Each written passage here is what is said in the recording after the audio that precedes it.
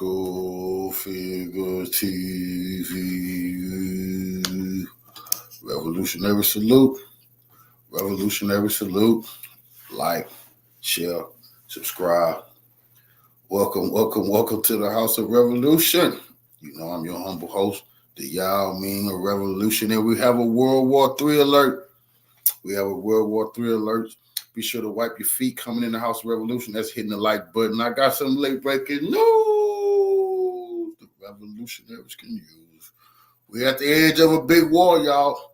The humiliation for Jim Crow Joe and NATO continues as we do our live second stream today, because I got to fill y'all in on the geopolitical information. And that's that Joe Biden is sleepwalking us into World War III as the Yemenis military continues to humiliate them, showing that they can stop nothing, only bring us to war. Ladies and gentlemen, the prospect of World War III once again arrives at our doorstep. A lot of people don't like it because they feel it's hyperbolic to say. But we have a breaking story from this morning. A U.S.-owned cargo ship was just struck by a missile off the coast of Yemen. Now, remember, Joe Biden has put together a so-called task force supposed to stop this from happening with their military might. Every time one of these ships is hit, hundreds of millions of dollars lost. Billions in insurance may, be wavered on the insurance market. This is devastating for them. Even after Joe Biden and Ukraine said that they had launched devastating strikes on Yemen. How is this happening today? The video of the incident, which I will play for you in just a second, but I want to show you the headline here. Houthi-fired missile strikes a U.S.-owned vessel off Yemen in the Gulf of Aden, raising tensions. Raising tensions is one way to put it. So this story is from last night. Sorry. The video is popping up and going viral this morning. So I should clarify, I misspoke, but this is very serious and shocking news. Aside from this, we also have the story from Fox News. A Houthi cruise missile fired from Yemen toward U.S. warship, shot down by fighter jet. That's from this morning. And now, not only did the Yemeni rebels attack a U.S. cargo ship, that meant those were U.S. products being shipped towards the Middle East or Europe for us to make money. That was hit and burned up, everything up in smoke. Then they attacked the U.S. warship, and they're saying they shot the missile down. And things are starting to heat up. Let me tell you what I mean by World War III. They tell us they shot the missile down that attacked the warship, but we see why they didn't shoot the missile down that attacked the cargo vessel. If you're going to protect the cargo vessels, why are you not protecting the cargo vessels? Because I would say maybe they didn't shoot the vessel down, the missile down that hit the car. They're not going to show you military ships being hit. That's state secrets. That's national security. They'll just tell you, oh, we shot it down. That ship could be going to port right now to get fixed. But this picture was taken of the cargo ship that was hit. 3. Now, a lot of you watched all of my shows and all of my clips, so you understand this point already, but not everyone does. So I'm gonna repeat it for those who have already heard it. You get it. World war does not mean the U.S. versus Russia or the U.S. versus China. World war means there is war all over the world. Venezuela is threatening Guyana. Ukraine and Russia are at war, and that could spread. Reports that Finland is shutting its border. Sweden's preparing for war with Russia, or they're giving those warnings. Israel, Hamas, and now the rebels in Yemen, over what's going on with Israel and Palestine, are trying to shut down the Red Sea, shut down a large portion of global trade, and have just bombed a U.S. cargo ship. People need to understand how bad things could get from this. They don't see it. And I don't blame them for not seeing it. That bombing of that U.S. cargo ship is serious business. Because you got the war hawks in the U.S. Congress and the Senate will be calling for more attacks on Iran or Yemen, which that's what Iran and Yemen want you to do. I keep telling you, they want you to come just a little bit closer. They want you to send tens of thousands of troops over there so y'all know what they can do to them. If they were scared of the U.S. or NATO, they wouldn't be attacking these ships. The average person goes to the grocery store, picks up a gallon of milk, and goes home. They don't know where the milk comes from. What about all your other goods? Your laptop computers, How do they get shipped around? Your fuel. With this escalation of conflict, and don't forget, Taiwan and China is our other major area of potential conflict. We could be facing war in every pocket of the world.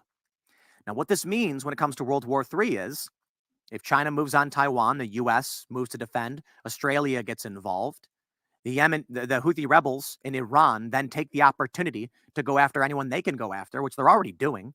Venezuela says they're distracted, makes a move for Guyana. And then you have, of course, Russia saying, we're with China on this one. This is how you get legitimate World War III. What you need to understand in the immediate is that World War III is the direct problem right now, though it's pretty scary to think we may be coming to that point. The scary thing you understand is this video. Let me play this video for you. I believe this is the correct video. This was being recorded. U.S.-owned cargo vessel burning. Now, this is going to devastate the economy if Yemen is able to keep hitting our cargo ships. That is products being shipped. ABC News reports a missile fired by Yemen's Houthi rebels struck a U.S.-owned ship Monday off the coast of Yemen. Less than a day after Yemen's Houthi rebels fired an anti-ship cruise missile toward an American destroyer in the Red Sea. The attack on the Gibraltar Eagle, though not immediately claimed by the Houthis, further escalates tensions gripping the Red Sea after American-led strikes on the rebels.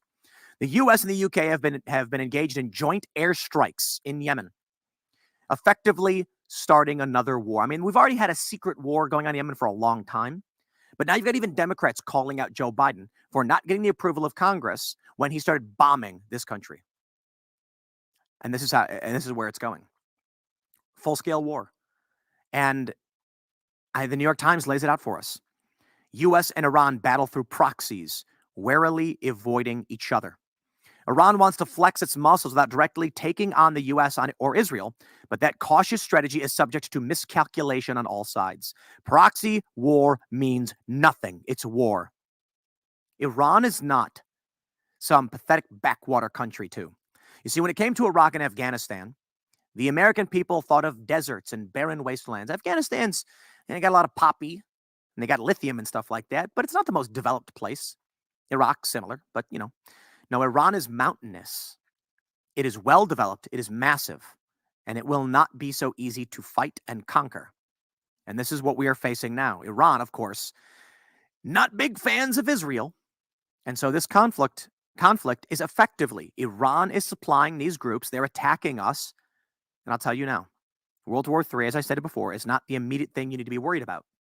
What you need to be worried about is that certain foods you may like will be gone. I do got to point this out. We go to these restaurants every day. Everybody does. And do you ever stop to think about the food you're getting and where it comes from? No, what you need to think about is the idea. If America and UK and all of the Western superhero friends can't stop the Houthi rebels from destroying them ships, how the hell could they possibly stop Iran from doing it? Yeah, that I was in Alaska, okay? And they had avocados. And I was just like, okay, come on, man. And they weren't really that expensive either.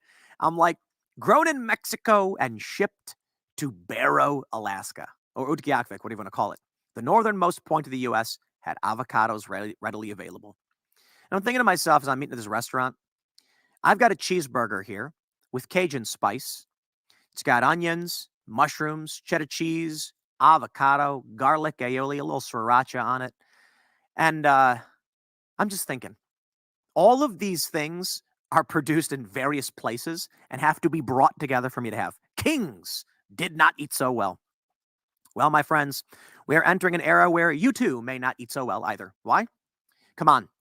If war actually escalates to this point, ain't no way you're getting avocados in New York in the winter. Strawberries in the winter? Good luck. No more strawberry smoothies for you in the winter. You've been living in luxury. You don't get it. People don't understand what it takes to grow this food. Now, to be fair, there's greenhouses in these places, so sure, maybe strawberries will exist. But it's going to be a lot like V for Vendetta. When Natalie Portman's character is at V's house, and she eats the toast, and she goes, "Is this real butter?" And the reason is, yeah, strawberries might exist, but it'll be like $50 for a little pack of strawberries because they're grown in a greenhouse because ain't nobody's going to be transporting them. And if they do, they'd be even more expensive. Fuel and resources will be diverted to war, And so you'll be eating, I don't know, you'll be eating bread. Probably no steak. Steak will be too expensive for you. Meat will be diverted to the fighting forces. Seriously, they got to give the protein to the people fighting the wars. It's not all bad. I think Americans have grown quite complacent. But in the immediate, it's not so much about wartime economics. But right now, with these ships being disrupted, I was talking to Eric Prince, of Blackwater, on the Culture War podcast, and he was pointing out that two-thirds or something, two-thirds of trade travel through the Red Sea. And, it goes up. Let me see if I can actually just pull up a map and show you exactly what the issue is. I'll go to maps.google.com. Let's zoom out of Des Moines because we're in Iowa right now. And let me pull up this map. For those that are listening, you'll understand completely right here, where you can see Yemen. The Gulf of Aden is where the ship was struck. The Red Sea, and of course, up through the Sinai, near Sinai. And of course, we have the, what's the canal called? The Sinai Canal? Is that it? Port Said, here's the canal. This allows a lot of ships to make their way, and there's the Great Bitter Lake, make their way into the Mediterranean, where a large amount of trade will reach North Africa, parts of the Middle East, Turkey, and the rest of Europe. This is being disrupted. When we had that one ship get stuck in the peninsula over there, or in the canal, remember how much it disrupted everything and everyone was worried that it was going to result in prices going up? Yeah. A Suez Canal. Suez Canal. There it is. Everyone watching the show is just like, no, Tim, it's not Sinai. That's the peninsula. It's the Suez Canal. Yes, I checked. I fact checked because I'm like, wow, I'm getting it wrong. It's the Suez, right? Yeah, Suez right there. And they're blocking a lot of that trade. Now, for most of you in Europe, oof, that's going to suck. For most of us here in the United States, well, it's not the biggest deal ever because trade coming from this part of the world can go around, through the North Pacific Ocean or whatever. But it's going to disrupt a lot. That means your costs are going to go up. You're going to bear that brunt. Following this, if the conflict is not dealt with, then we are going to start dealing with wartime economics. War economy, dude. It's crazy. You want to experience it? If you've ever been in a place after a hurricane, you'll truly understand conflict economics or war economics, whatever we're going to call it. When we were doing conflict reporting for for Vice and for these other companies, the one thing we'd always talk about is like, look, we're going to fly into this country, we're going to fly into this state, we're going to fly into this city in active conflict or disaster like a hurricane, and you've got to compensate for wartime economics, a war economy. So you go a disaster economy, depends on what people call it. Bottle of water, $10. Cheeseburger, $50. Why? How are they supposed to get a cheeseburger into an area with no roads or bridges? So I took a picture. I was up in, as I mentioned, Barrow, Alaska. I took a picture of a menu at a restaurant. Cheeseburger, $25. People were shocked, and they were like, this is Biden's America. And I'm like, no, what? I had already said I was in Alaska. People, calm down. No, it's because the only way to get the burger up to Barrow, Alaska is by plane. Now, boats do come in periodically, but how long is that meat going to last? So they fly in huge shipments I think they have one flight in and out every day. So they're constantly bringing stuff in from Anchorage. And then from Anchorage, it's got to come from somewhere else. It's very difficult to bring in. Everything is expensive. When you get into a disaster economy or a war economy, they're going to say, we don't have fuel for your trucks to bring you avocados. That fuel is going to warships. It's all diverted.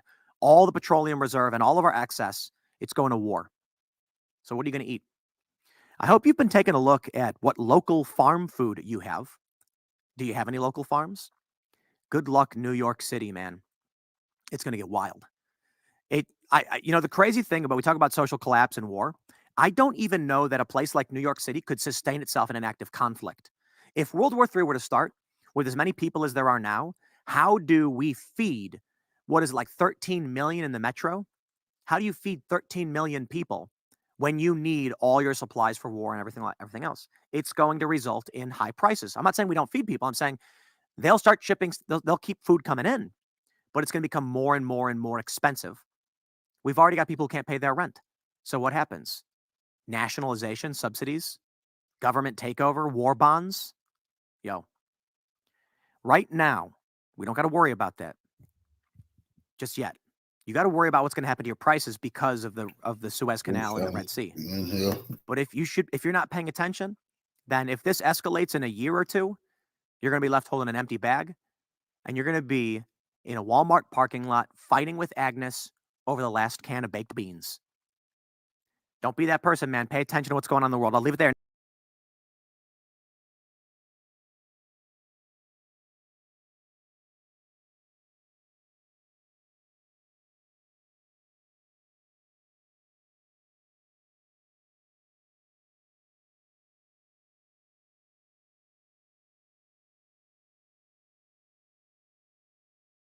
New this morning, the U.S. Military Central Command now says U.S. fighter aircraft shot down an anti-ship cruise missile that was fired at a U.S. Navy destroyer in the Red Sea from a Houthi-controlled area of Yemen.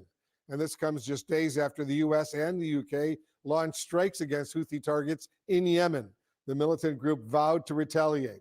CNN's Oren Lieberman is joining us right now from the Pentagon. Oren, we're now learning what? That another ship was hit by a missile just off the coast of Yemen. What's the latest?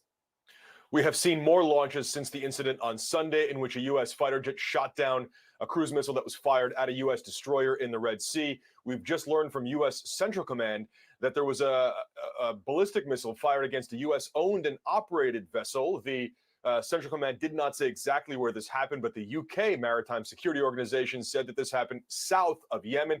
The missile fired by the Houthis struck the MV Gibraltar Eagle, a Marshall Islands flagged, U.S.-owned and operated bulk carrier that was traveling through the Red Sea, obviously one of the world's most critical waterways. Now, according to U.S. Central Command, there was minor damage to the ship and no injuries. And crucially here, the ship itself remained seaworthy, which is that it continued on its way as part of its voyage. But of course, the Houthis had promised to retaliate. They said that any U.S. or U.K. asset was a legitimate target. So this, perhaps part of the retaliation and the response that the Houthis had promised against the much more widespread U.S. and U.K. strikes that we saw on Thursday evening. Worth pointing out that the U.S. then carried out a follow-on strike 24 hours later. The Pentagon and the White House had expected a Houthi response. This may be part of it, but the expectation is there will be something, frankly, bigger, broader, and more powerful coming from the Houthis. Still, this is now the third or fourth launch we've seen from Houthi territory following the U.S. strikes. Makes clear that the Houthis retain and still have quite a bit of military capability to try to threaten Red Sea shipping. It makes clear that the U.S. is toothless paper tiger. They ain't stopped the Houthis from doing nothing. Very shameful on Jim Crow Joe, costing us money. Gas gonna go up, food prices gonna go up. I thought the United States was the strongest military in the world. Can they Navy? They got the UK with them. Other white great nations, they can't stop the Houthi rebels.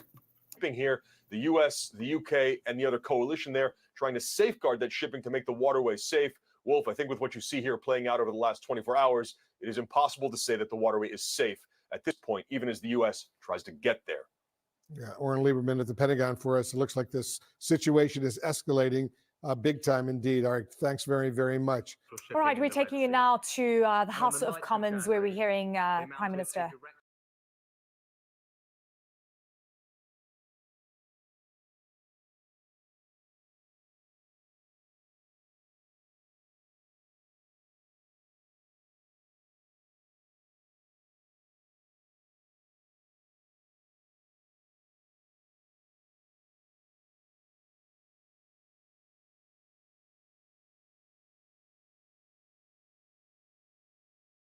Now let's hear a little bit more about these two U.S. Navy SEALs that are missing.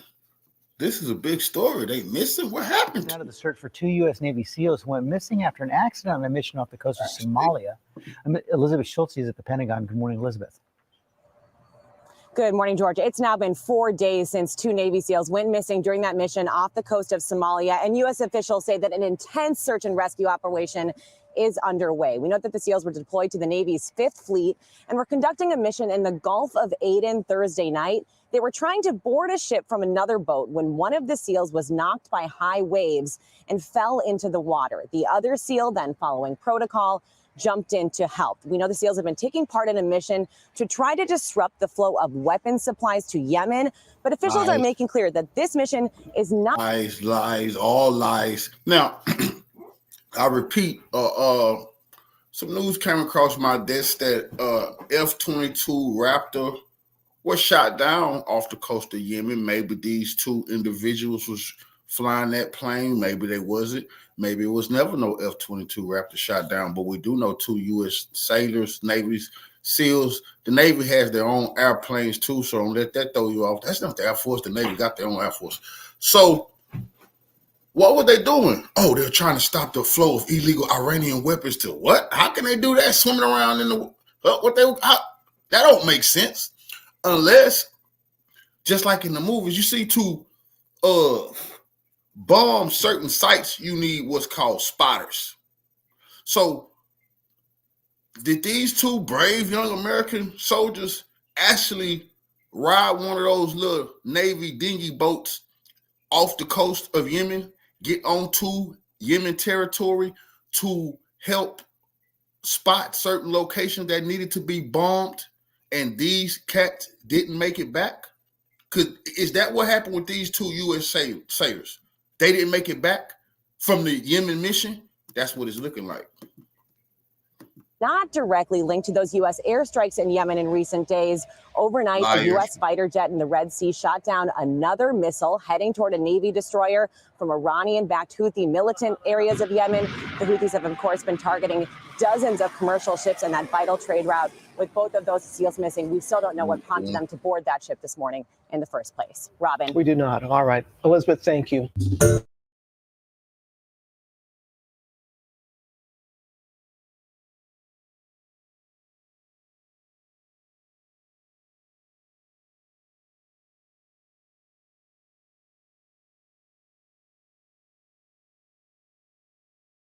Stunning revelations that 2 U.S. Navy SEALs have been lost at sea in the near Yemen off the coast of Somalia in what has been described as a mission to essentially board a ship at night and try to intercept weapons that they believed were going from Iran to Yemen. That piece has now been confirmed that that's the mission that they were on. Here is John Kirby getting asked about this. Let's take a listen. We received that report about 2 Navy SEALs missing off the coast of Somalia. They were attempting to board a small ship believed to be carrying weapons from Iran to Yemen. What is the status? As far as we know, that search is still ongoing for those 2 sailors that are in the water, and we hope to get some updated information today.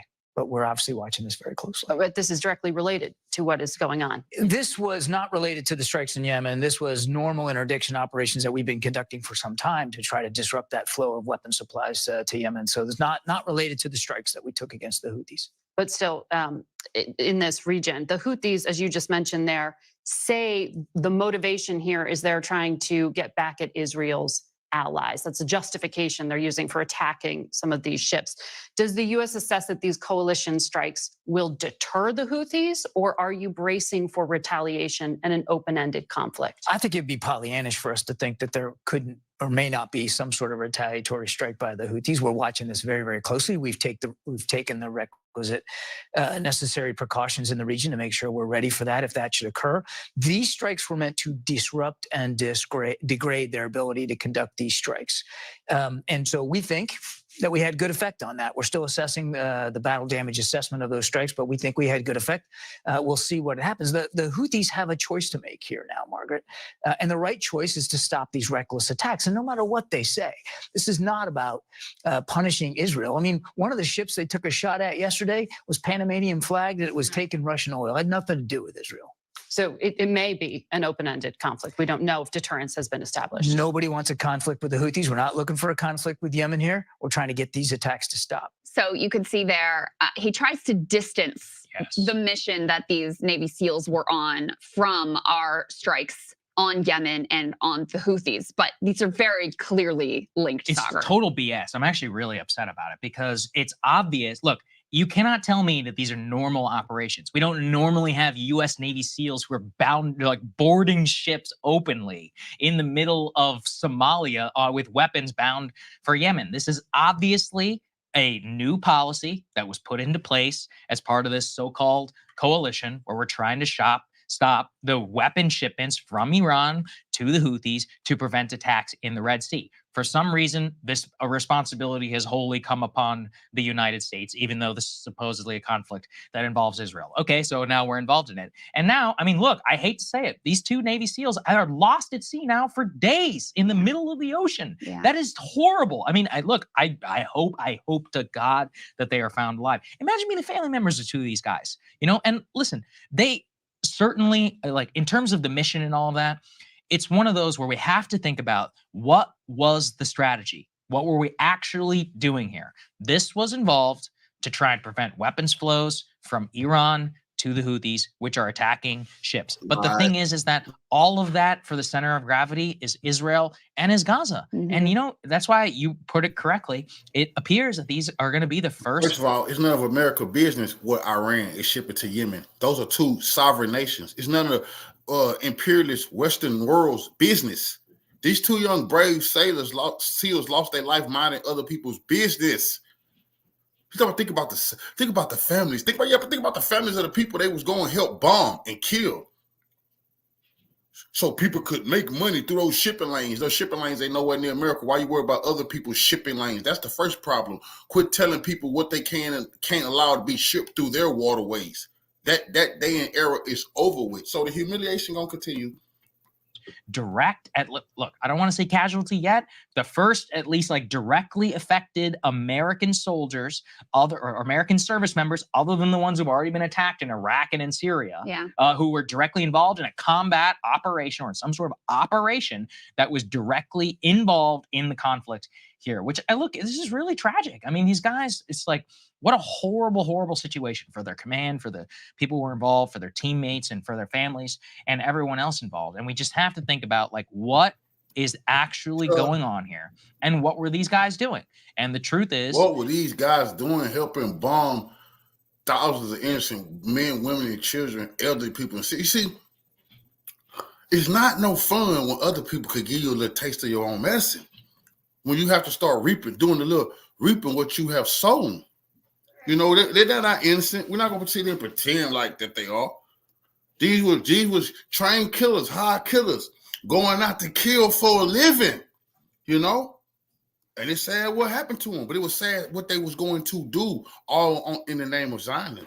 That was sad. That's what is sad. That this was all because the Houthis are attacking ships, which they say is because of the situation in Israel and in Gaza. And I got no love for the Houthis, and I got no love for anybody, you know, who's attacking ships or anything other than that. If I thought that we could solve this problem by bombing, I'd be like, listen, 100%. The issue is that, as I said from day one, you know, the Saudis bombed these people to Kingdom Come for 9 straight years. And lo and behold, in the so-called battle damage assessment, which I know we're about to get into, Crystal, they said they only destroyed 10 to 20% of their offensive capability, and that over 80% remains not only capable, but way harder to destroy because it's all mobilely launched, which means that we could be in a way worse situation. I mean, just today, the news broke that there was the U.S. has shot down a Houthi missile aimed at a U.S. Navy ship. Today this happened, and not in this case.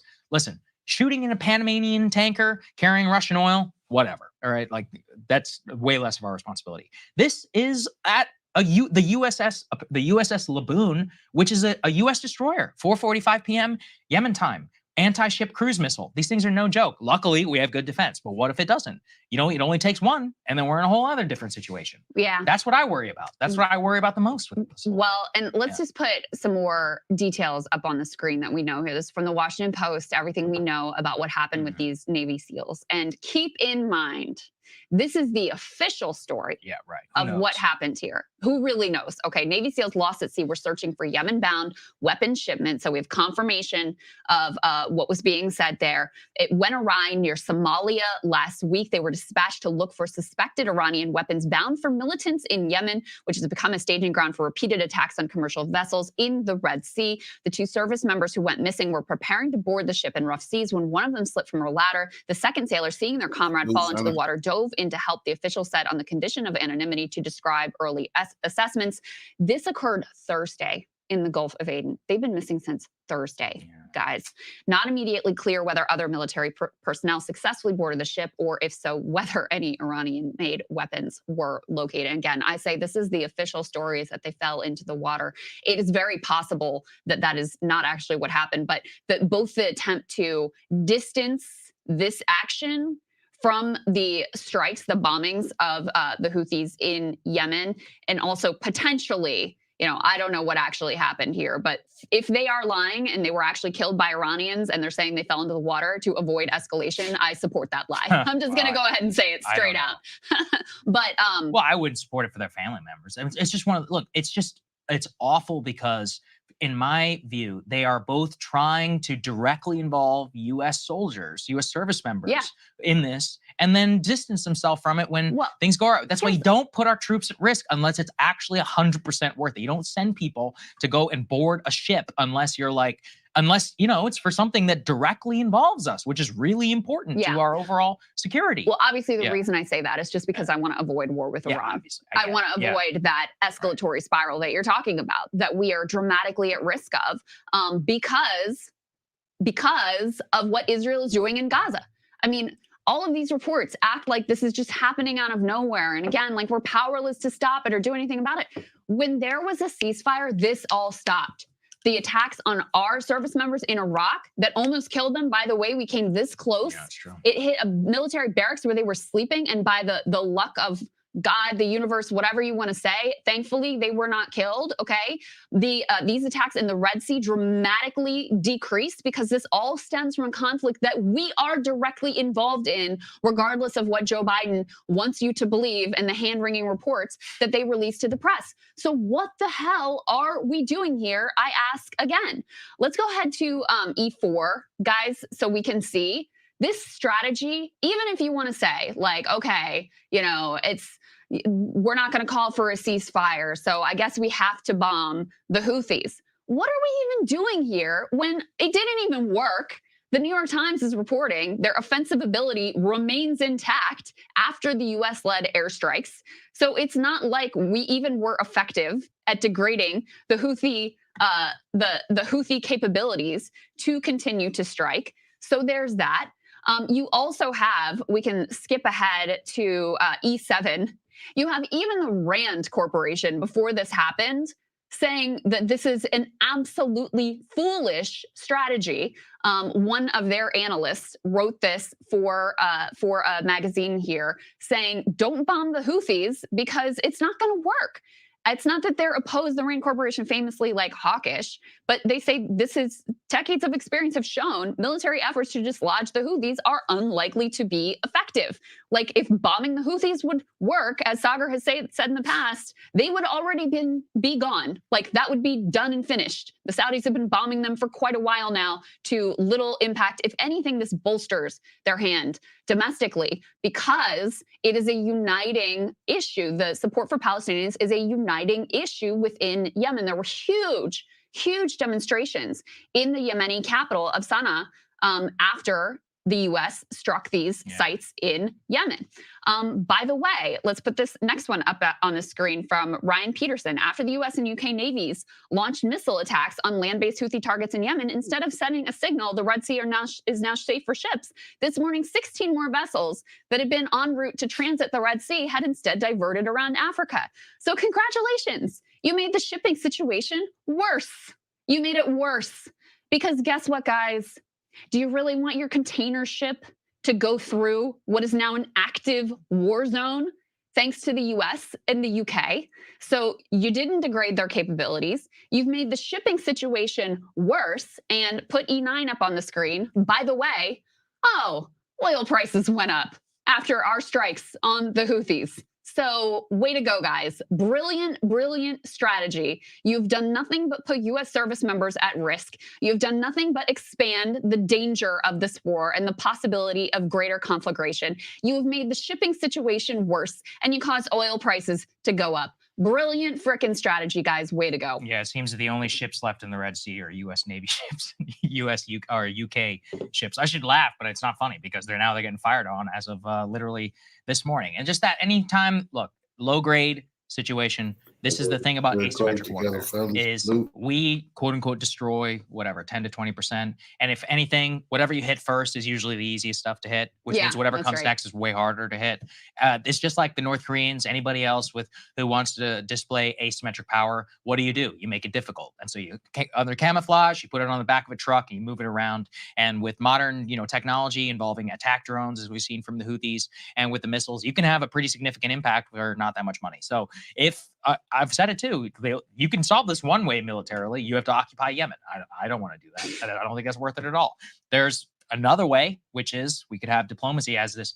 I actually recommend you read that, the Rand article, because it's in Foreign Affairs magazine. It's well reasoned. It is. And she points out, everything that I've talked about before about the bombing campaign and about previously about how if there's a militarily capable, we talked about this already too with Gaza now for like 100 days, literally at this point. I'm like, listen, if it's easy if we were going to win a war for the populous destroyed insurgency with bombing alone, then we would have come out Vietnam as the greatest victors of all mankind. It turns out it's a lot more difficult than that. Yeah. The issue, is the same thing, here. But look, we really could be, near breaking point, as you say, because what we are waiting and looking for is a conflagration type event. The Red Sea, like the initial bombing, maybe that not going to set it off. And if anything, it may not even happen, Crystal, it may not even happen in Yemen. Yemen is just the latest indicator of the 40th order consequence of destabilization. It could happen with the Rafah military operation we just talked about. Do you remember early on in the war when an Israeli tank actually fired on Egypt and everyone just kind of looked the other way? Mhm. They apologized. They're like, oh, we're really sorry. Yeah. I mean, that was serious. That was serious business. It's, this is what I keep saying. It only takes one thing. 2 Navy SEALs here, likely, they're missing. Hopefully we are able to find them, but who knows? The U.S. is clearly going to try and cover that up. But what if there's one more? What if we, like you said, a barracks got hit? Can you imagine a scenario where 5 U.S. service guys are killed in a barracks in Iraq? What's going to happen? There's also, people forget this, there is a peace process going on inside Yemen. There also, I don't know if people know this, the Iraqi prime minister and the U.S. right now are in major negotiations over keeping our troops actually in the region. The Biden administration wants to stay. The Iraqis want us out. We'll see. I want us out too. But obviously, they're trying to keep us in. Who knows what that situation will look like? Like, there's big diplomatic problems, I think, all over. Saudis are very unhappy with these strikes on Yemen because, they were in the middle of a peace process and trying to resolve this conflict and not have endless war. And this is before we even mention the fact they didn't seek congressional authorization. The strikes are illegal. Biden's being criticized, but we're actually going to have Rokana on tomorrow to talk about this aspect as well. But even if you don't care about that, even if you don't care about the Constitution, you don't care about, striking a sovereign nation. Even if you put all of that aside, like, it is a stupid strategy that has already failed and backfired. So, brilliant work, guys. Way to go. Hey, guys, if you like that video, go to breakingpoints.com, become a premium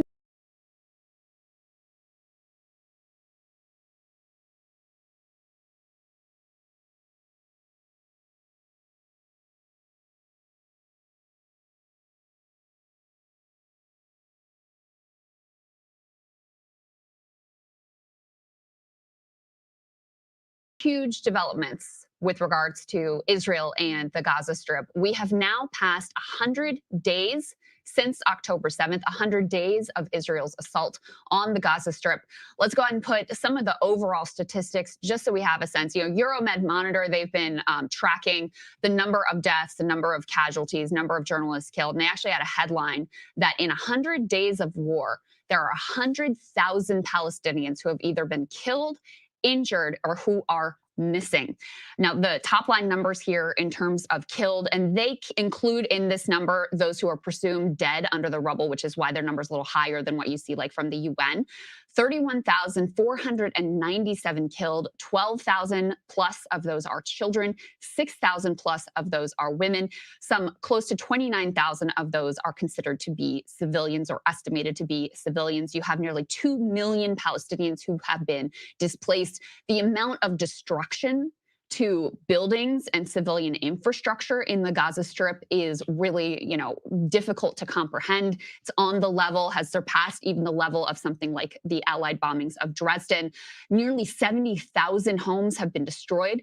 Almost 200,000 homes have been partially destroyed, 320 schools damaged, 1,671 industrial facilities damaged, 239 mosques damaged, 3 churches damaged. And you can see also the toll on healthcare professionals, civil defense workers, and on the press. So horrific numbers.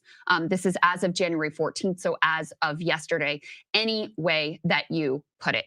At the same time, you know, something we have been tracking closely here, especially in the wake of that UN report, that half of all residents of the Gaza Strip, half of all Palestinians in the Gaza Strip are starving, and 90% have regularly gone days without having a single thing to eat. So that is the context for these videos. Let's put this up on the screen that we can see. This is in northern Gaza. These are people who have come out effectively of hiding, risking their lives, trying to find food, with the expectation that there is a food truck delivery. And you can see them all clustered here. And what happens? The Israeli forces, the IDF, begins firing on these people. That is why they are fleeing, as they are out risking their lives in an attempt just to find food and avoid starvation. So it is truly a horrifying situation. Reminder, this is an official representative of the Israeli government, of this agency called COGAT, which is responsible basically for coordinating humanitarian aid. This was a quote that this individual gave to Haaretz, who said, "There is no hunger in Gaza. There were stockpiles of food in Gaza. Don't forget that this is an Arab Gazan population whose DNA is to hoard, certainly when it comes to food." So these are the sort of just like blatantly racist and denialist rhetoric that is coming out of official Israeli agencies with regards to the level of hunger saga that is being experienced right now in the Gaza Strip, which experts are saying the hunger and the disease may ultimately claim far more lives than the bullets in the bombs. I mean, that's usually the case, actually, if we, think back to some of these conflicts, kind of tried and true strategy. I think the problem right now for the Israelis is that the more and more that this is happening is that they can't claim it's in the midst of a lot of the war. So, for example, previously some of the numbers and all of that you showed, that was during actual like bombing campaigns. Now, as I understand it, a lot of that has been reduced. I'm not saying it hasn't happened. Obviously, these people were fired upon. But now we're getting into the big occupation questions. And while all of that happens and things shake out, there's all this reporting right now between the U.S. and what they're exactly, the plan that they're trying to push. It's a cockamamie scheme involving Saudi Arabia, recognition, Palestinian statehood, American dollars, and much more, is that this acute hunger situation is going to remain the biggest center of gravity. And it also will determine a lot of the follow-on events, especially because they can't stop the images that continue to come out. And I mean, already we're seeing degradation akin to Mogadishu in Somalia, back in the 90s. And the same problems are going to arise that happened at that time. If everybody wants to remember, we had a global crisis, the Somalis that were descended into complete civil war, and there were all these different warlords. The UN was trying to make inroads, and the entire US mission was to try and support the World Food Program, tended into Black Hawk Down. Eventually we withdrew. Somalia never really has been the same since. The question too is here about what is going to constitute in Gaza. Eventually, this will consolidate, and always does, to control for resources. So will Hamas, rise? Will we have insurgency that battles it out with another group? What about these Palestinian Authority officials? Who's going to take, responsibility? The Israelis themselves are going to remain like a security holding where they maintain, obviously, a blockade on some of the humanitarian aid and all that. Maybe they'll cut a deal with a certain militia. I actually think this is where things could get more messy and more out of control than before. And I mean, we've been saying that now for quite some time, but the hunger situation, the food situation, and generally the questions around the big meta questions around occupation and who has administration and control for this is more terrifying as we move into like more low-grade operations. But at the same time, all things on the horizon say that a new Israeli military campaign may mount in the south. Yeah. And that could kick things off into actually a whole other direction. Yeah, that's exactly right. Actually, if we could go ahead and put up on the screen that Wall Street Journal report about how the Israelis are planning to seize that last Gaza border that they don't control. This is the Egyptian border, the Rafah crossing that we have been discussing quite a lot. And this is okay, this is a problem for a lot of reasons. Number one, it is obviously a massive infringement on any sort of idea of Palestinian control of the Gaza Strip. That's the number one, and that has, long been mostly a fantasy anyway. It also is really infringing potentially on the sovereignty of Egypt, but also in terms of the humanitarian crisis. So after people were forced out of the north, and the north was bombed to hell in Gaza, they moved to the south. Many people moved to Khan Yunis, was one of the major cities in the south that people moved to. Well, Khan Yunis has now been bombed to hell, and many people have fled from there as well. Where have they gone? Over 1 million Gazans, and remember, there's only roughly 2.2 million Gazans in total, are now clustered in Rafah, in the very place where the Israeli government and the Israeli military are saying they are planning their next offensive.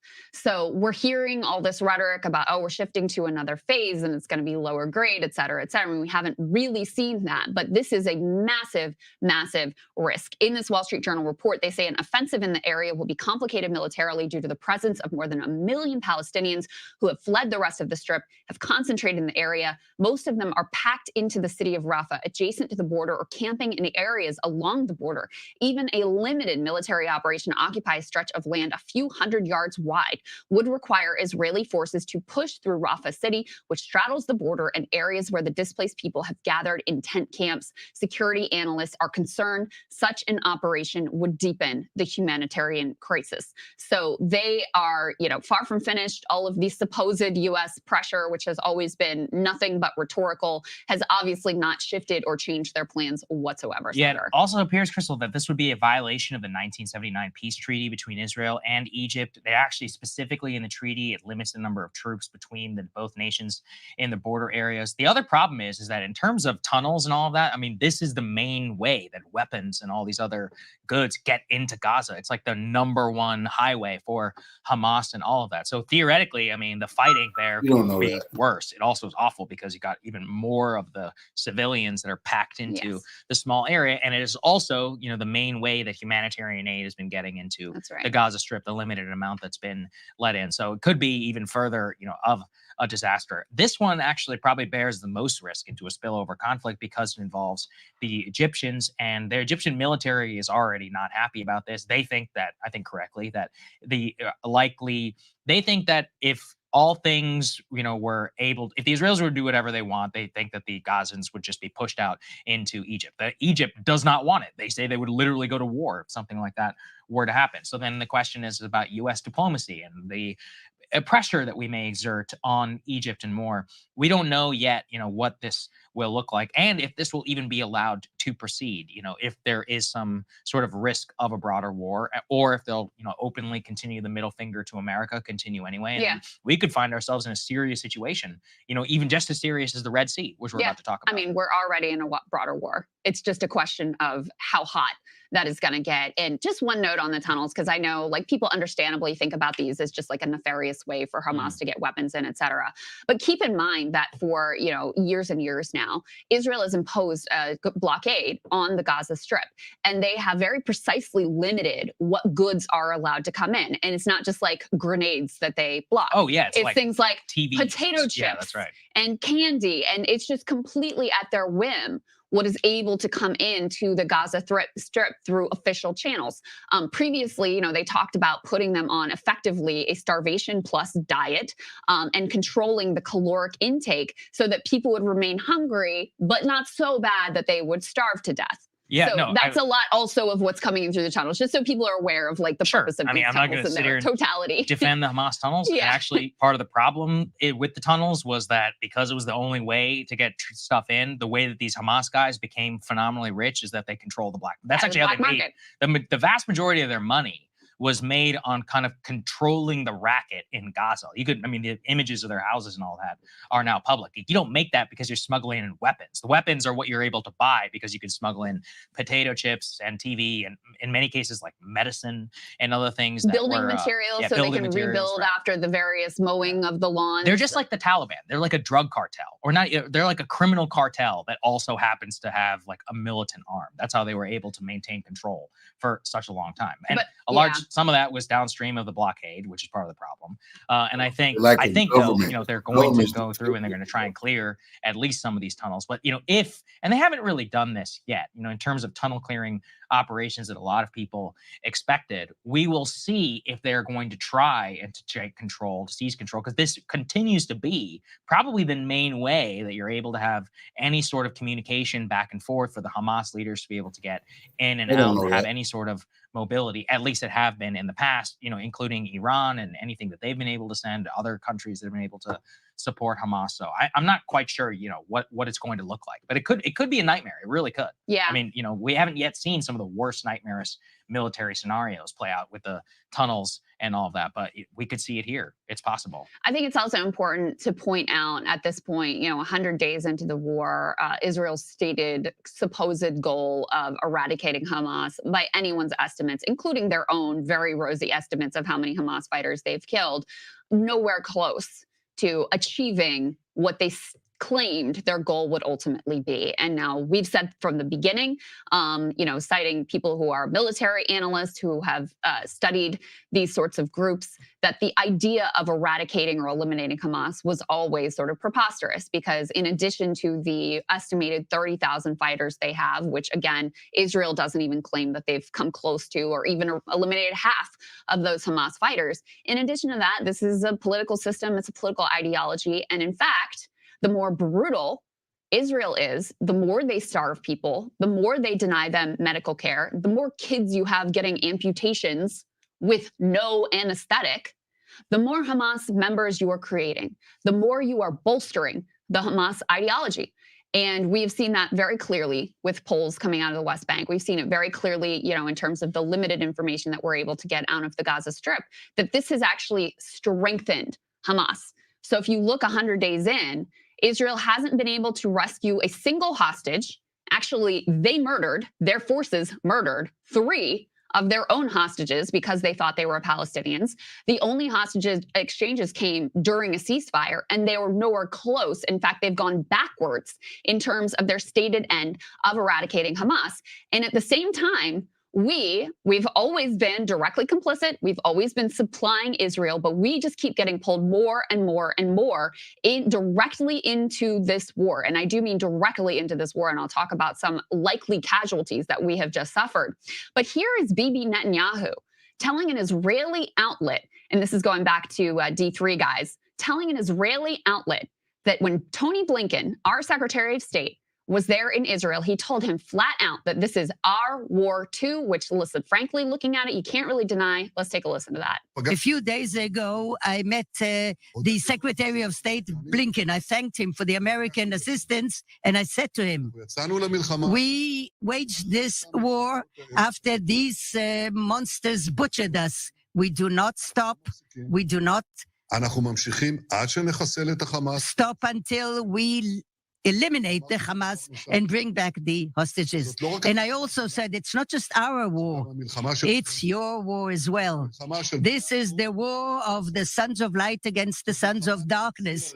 This is against the axis of evil led by Iran and the Houthis and the Hezbollah and Hamas. And I added that I don't forget for one moment that in addition to the war in Gaza, in addition to bringing back their hostages and the inhabitants to their homes, both in the north and the south, we have an existential mission to prevent Iran from obtaining nuclear weapons. That's my mission. That's our mission. And I said to the Secretary Blinken, this must be your supreme mission as well. There is so much there to break down. I mean, first of all, just him blatantly saying this is our war too, which again, I can't even disagree with at this point. Secondly, he is one of a number of Israeli officials who are thumbing their nose at the supposed concern that the Biden administration has expressed about the length of this war, about the indiscriminate bombing of this war, about the humanitarian crisis. He says there very clearly, we are going to do what we want to do. And finally, and he also talks again about the sons of light versus the sons of darkness. We see what the supposed sons of light have been doing to thousands and thousands, millions actually, of civilians in the Gaza Strip. And then he goes on to tell us what our foreign policy priorities should be with regard to Iran. Iran, who again, yes, they have supported Hamas. They were not involved in October 7th. And Bibi Netanyahu is here telling us what our foreign policy priorities should ultimately be. So there is a lot there, Sagar, to take issue with. And also again, in this day and age, they should probably realize that we hear them when they're speaking in Hebrew as well. And like, there is an ability to translate here. But the fact that this is for an Israeli Hebrew language audience, he clearly thinks he's able to sort of like keep this from the American public. I mean, I think he's right. If you look at the headlines across America today, it's going to be Iowa and it's going to be the blizzard. And that's what the vast majority of people are. How many people are going to listen to a translated version? Actually, when I was in Israel, one thing I did notice, they watch a lot of news. It's a very news consuming public. Oh, so really? I mean, it makes sense. They're a nation like always either on the brink or currently involved in a war. So they're very closely monitoring. It's much smaller, more homogenous. So anyway, my point being that he's much more likely to get his message across to the people who he needs to save his ass, not get kicked out of office, as opposed to people who are in the U.S. who have all kinds of different concerns. So I don't necessarily think it's probably, it's not the wrong move on his part because he's been able to basically get away with everything that he wants. The real question, Crystal, do we have the element from Axios? Yeah, let's put it up there, please. D6 on the screen. That just demonstrates here, like, kind of what U.S. policy towards this been out. It says Biden is frustrated and running out of patience with Netanyahu. U.S. officials tells me. I mean, it's just like the 99th story now, leaking behind the scenes. At a certain point, either back him or don't. And this is where it's like, what are we doing here? Are we, it's like unequivocal support on the back end, but then always covering our ass in the press. Either call him out in public and pull the support and tell him to wrap it up, or back him 100%, honestly. But, trying to have it both ways is just ridiculous, in my opinion. I mean, really what I think we need to do, what I've seen in the past now, what I've seen some even Obama people float is Biden needs to press for a change in government in Israel. And look, I know that this, sounds a little bit like interfering, but at this point, given the intertwinement of the two governments, I think we should just make it clear, be like, look, Bibi, we don't have any confidence in you. So it's like, Israel, you guys can figure it out. But until we see long-term change and you actually, change your government, you have somebody who can speak properly on your behalf, then, U.S. support, it's just not going to happen. Yeah. For this interim period, because at this point, I mean, he's just putting us in such a precarious position. We're about to talk now about the likely unfortunate casualties, already in a war they're suffering right now. And it's just costing America billions of dollars, from the shipping, look, I can add up the bill for all the bombs that we just put on Yemen, and it's probably well over 100 million if we don't even include all the resources that we've deployed. And just in general, like, this was my same critique of Ukraine. Think about the amount of brain space that this takes up for the U.S. military, for the American president, and for decision makers in Washington. That is the most precious thing in the world. It's like the entire world is currently revolving around this conflict. And it's like, if that's going to be the case, then like we should have less of an impotent role, I think, in it. Yeah. I would say so. I mean, I just can't with these endless pieces about how frustrated they are and how they're trying so hard behind the scenes, et cetera, et cetera. I want you to think about how completely bizarre this is, that you have the president and his aides leaking to Axios that they are basically in disagreement with their own policy set by the president of the United States. Right.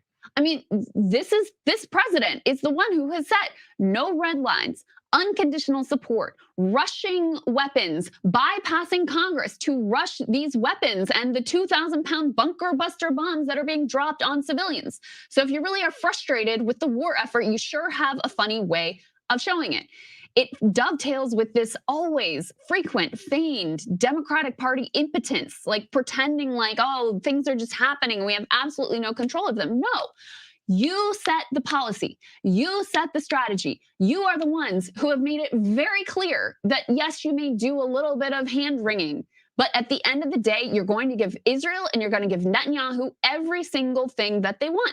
So, of course, they're not going to listen to you. Of course, Bibi's going to go on Hebrew, in Hebrew language on Israeli news and be like, yeah, we told them we're not stopping. We're doing whatever the hell they want. And this is our war. And by the way, we think you should attack Iran next. Like, of course, he's going to feel entitled to do that because that is the policy that you set.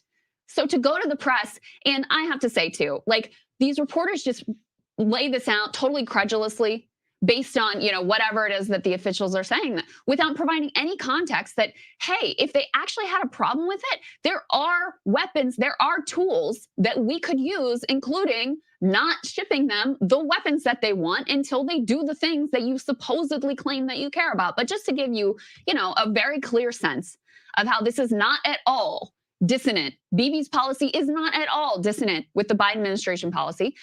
The White House just put out their statement about 100 days of war. How many times do you think they mentioned Palestinians? How many times? Zero. They did not mention Palestinians, the massive death, the hunger, the starvation. They did not mention it a single time. So yes, if you're Bibi Netanyahu, you're looking at that, you're looking at Joe Biden. Okay, he hung up on the phone with you in a huff 20 days ago. Who cares? Who cares? Sagar, I thought there was an extraordinary quote in that Axios piece from Senator Chris Van Hollen, who is a totally party supporting standard issue Democrat, who says, for now, Netanyahu appears more willing to listen to Ben-Gvir and Smotrich than to what the president of the United States says. And it is no surprise why that would be. First of all, he's ideologically aligned with them. That's number one. Number two is that they actually are willing to threaten to withhold their support, break up his coalition, and undermine his power base. So yeah, they have a lot more power and they have a lot more say, even though the Biden administration would like to pretend there's some fringe voices irrelevant to the government. We have a Democratic senator here who, by the way, was just in the region, who was saying, not the case, not the case. These people actually have a lot of influence, way more influence than the president of the United States is willing to exert. Well, why wouldn't he have more influence? Like Biden is willing to back him, and these people are actually control his political future. So I actually think it's quite of a rational move on his part. But listen, we're probably just not going to change anything about it. So it is what it is. Yeah. Hey, guys.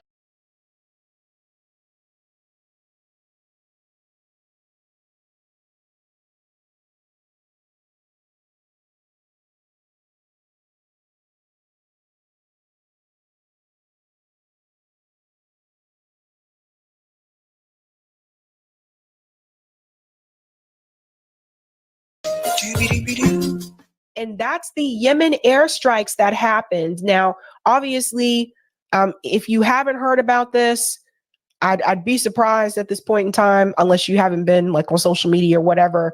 But this, in my opinion, is a distraction of the U.S. government. And, they got the UK backing them in this. And the UK, I got to say this, sorry. I need the UK to have a backbone and to do their own thing. No shade to my peeps in the land of the U to the K. But the UK for years has continued to follow the moves of the US. Whatever the US does, the UK kind of just follows along. And I'm gonna need for the UK to just stand on their own every now and then. That's it. Just stand on their own. Okay? All right.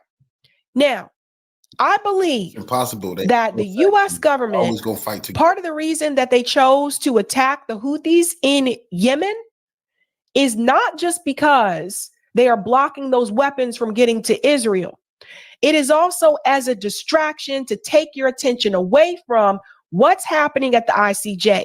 As Richie Medhurst told you, none of these mainstream media networks even live streamed it. They don't really want you to really know about it. So think about that. So we'll start with the attack that happened. I'll tell you how this could implicate Saudi Arabia in some way, shape, or form. And then also you have to keep in mind as well, Yemen has already been under attack multiple times by Saudi Arabia. Again, thanks to the U.S. government supplying them the arms to do so. And now Yemen is under attack again. As we're following right now, a United States official tells CNN the U.S. military has carried out strikes on multiple Houthi targets in Yemen. I want to bring in our team for more information. And Oren Lieberman, you're joining us from the Pentagon. Let's get the latest from you first. This is a big deal if the U.S. is attacking targets inside Yemen. The Houthis are, of course, backed by Iran. This war could be escalating big time.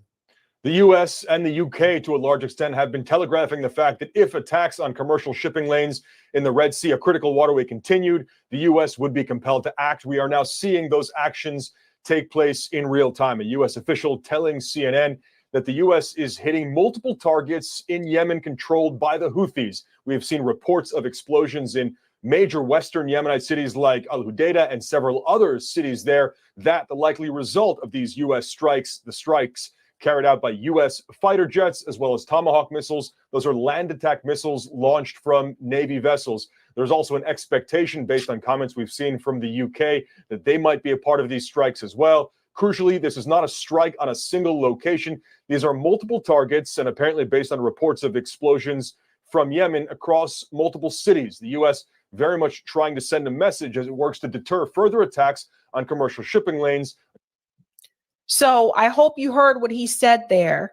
Various cities. So the U.S. has been attacking various cities. Attacks that have forced some major shipping companies to entirely avoid the Red Sea, adding thousands of miles to shipping routes. It is because of this threat, the shipping, that the U.S. set up Operation Prosperity Guardian with more than 20 other countries to defend the shipping lanes, but that was purely defensive. This is an offensive operation targeting the Houthis in Yemen. The Houthis had vowed that they would respond to any sort of U.S. aggression with an even greater response. We saw them just on Tuesday launch 21 drones and missiles that were intercepted by U.S. and UK. And they attacked the U.S. cargo ship late last night. That's been reported today, costing the U.S. hundreds of millions, maybe billions in insurance going to be fluctuating behind that. And they tried to attack another U.S. warship. This is a continuation. Jim Crow Joe and NATO is being exposed. And UK destroyers and aircraft. So you see over the course of the last 48, 72 hours, a potential major escalation in the Red Sea and the southern Red Sea. Again, the U.S. now carrying out strikes in Yemen using fighter jets as well as Tomahawk missiles against Houthi targets. They had warned this was a possibility. And Wolf, we are very much seeing that possibility play out as we speak. Yeah, Now let's pause here for a second, because I want you to remember where this guy is reporting from. This guy is reporting from the Pentagon. So just keep that in mind when you hear his talking points. Just keep that in mind. This war could be expanding big time right now. MJ Lee, you're over at the White House for us. Has the White House said anything about this latest development?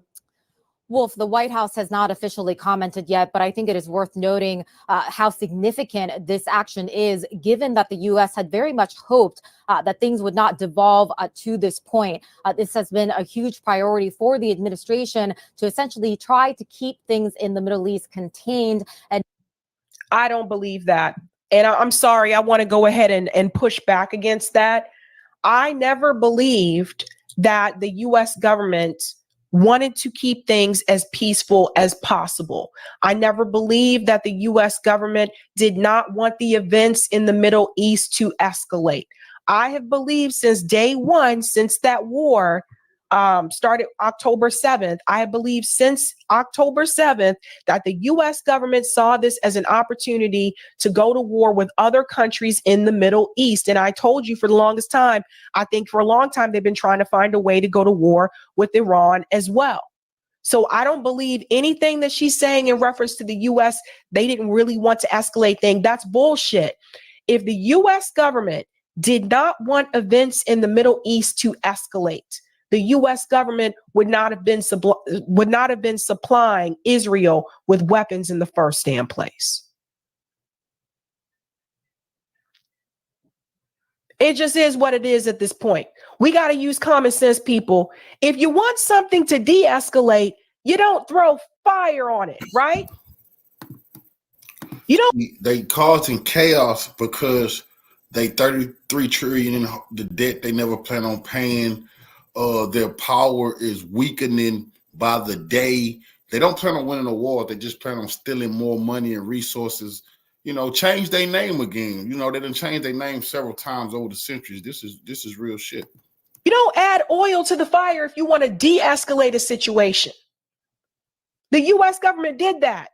They added oil to the fire by giving more weapons to Israel, which the U.S. should have never done. They should have never been a part of it. Now they come after the Houthis? Is the U.S. government crazy? Listen, these guys have nothing to lose. Yemen has been destroyed. Saudi Arabia has destroyed Yemen with the weapons that was given to them from the U.S. government. People in Yemen are still living under the rubble. These people have nothing to lose. You think the Houthis won't go fight you to the end?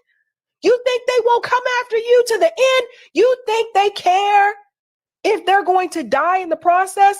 They have nothing to lose. And that's what you have to watch out for. It's not the people that are going to fight back, but they got something to go home to. It's the people that are going to fight back. They ain't got nothing to go home to. Those are the ones you got to be careful for. So the U.S. government going after them and targeting other cities in Yemen as well. This is very dangerous. And mind you, for all the criticism that people may have about the Houthis, mind you, they're trying to prevent war. They're blocking the weapons because they don't want Israel to continue a genocide. The U.S., who claims they want peace, are giving more weapons to Israel. They're continuing war. If you want peace, you don't continue war. But they're attacking the people who don't want to continue genocide. Not have a broader regional conflict given the existing volatility in the region. It has also been a priority for the administration to not disturb the current truce in the Yemen civil war. Now, this action that we are now reporting out of the Pentagon clearly signals that the situation in the Red Sea had become completely intolerable for the U.S. and its allies. And we did see a bit of a turning point last week when a U.S. official said, following the weeks and weeks of provocations and the attacks from the Houthis in the Red Sea on these shipping vessels, that they were essentially giving the last warning, that there would not be another warning. And so given that we have seen these attacks and these provocations continue, in some ways, we were very much preparing for a different kind of response from the U.S. and its allies. Again, we haven't gotten an official word from the White House, but Wolf, as Oren was saying, given the significance of this kind of action by the U.S. In Yemen, we should expect to hear from the president in some way tonight. Wolf. She didn't have an official word from the White House, but she had no problem going on CNN and giving her version of events. You see how this works? She's standing here right outside the White House. She said, we don't have, I'm sorry, but she says we don't have the official word from the president of the United States, but she had no problem coming on to CNN and giving her version of how things went down and what is supposed to be expected.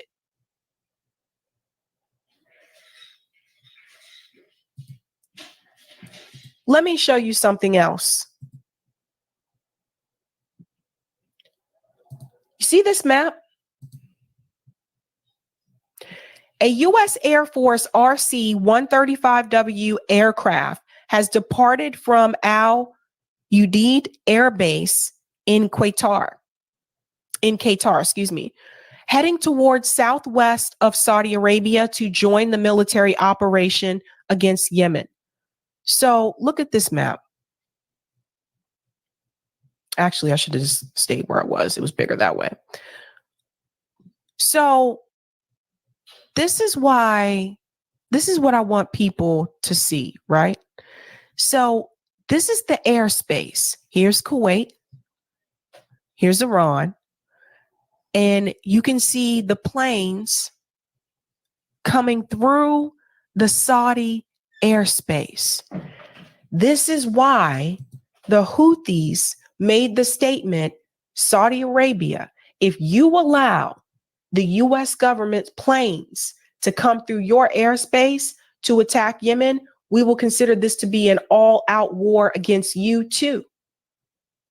Because remember, again, the Saudis attacked people in Yemen. They basically destroyed this country. So now, this is what I was saying when I said the U.S. government obviously was not trying to de-escalate. You got all these other countries involved now. They're using Saudi's airspace. Then there's this point here from Dan Cohen. I'll make it bigger because his words are tiny.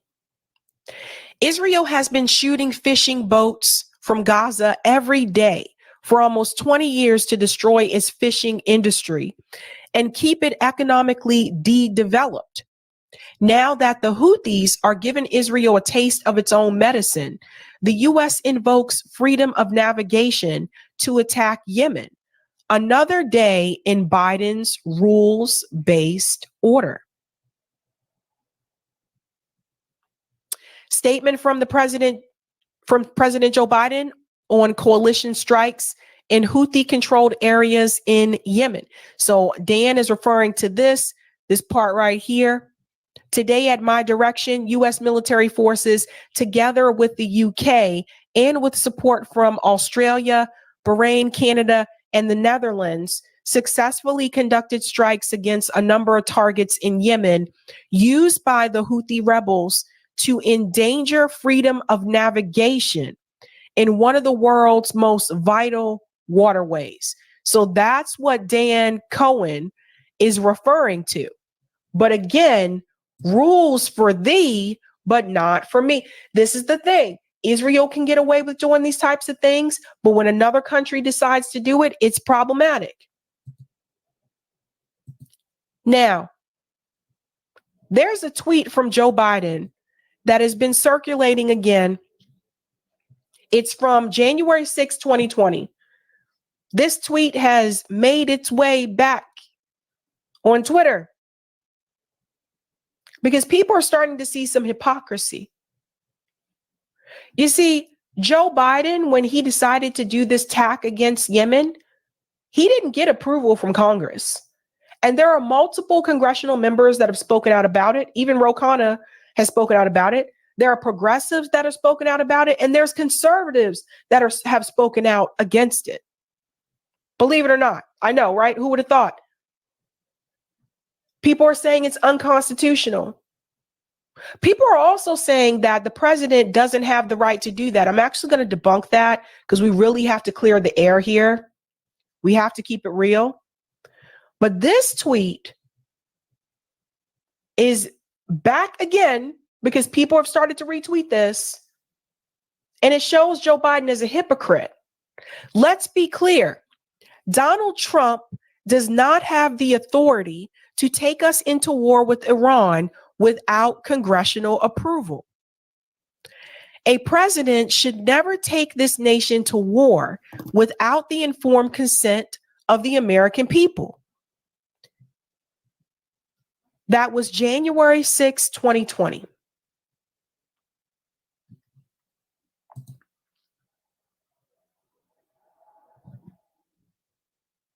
But continue to tell me how they're so different. Continue to tell me how Joe Biden and Donald Trump are so different. Right now, Joe Biden, under his administration, we have the war with Ukraine. We have the Israel-Gaza war. And now we have Yemen. Now, to those congressmen and women that are saying that the president actually cannot do that, he actually can. And this is the part I think some people have not looked into, and it's called the War Powers Resolution. So when I heard all of these Congress members complaining and they were saying, that's not right, he can't do that, he did not get the approval of Congress. He doesn't really have to get the approval of Congress. This is why I told you guys foreign policy should be something that you're concerned about. You should focus on foreign policy, and you should pay attention to a candidate's positions in reference to foreign policy, because this is one area where they can act on their own. Listen to this. The War Powers Resolution, also known as the War Powers Resolution of 1973, or the War Powers Act, is a federal law intended to check the U.S. president's power to commit the U.S. to an armed conflict without the consent of the U.S. Congress. The resolution was adopted in the form of a U.S. congressional joint resolution. It provides that the president can send the U.S. armed forces into action abroad only by declaration of war by Congress, statutory authorization, or in case of a national emergency created by attack upon the United States, its territories, or possessions, or its armed forces.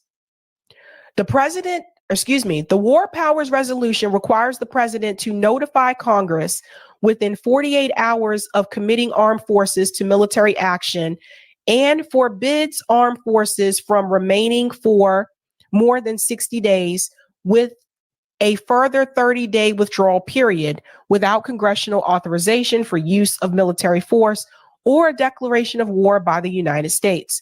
The resolution was passed by 2/3 of the House and the Senate, overriding the veto of President Richard Nixon.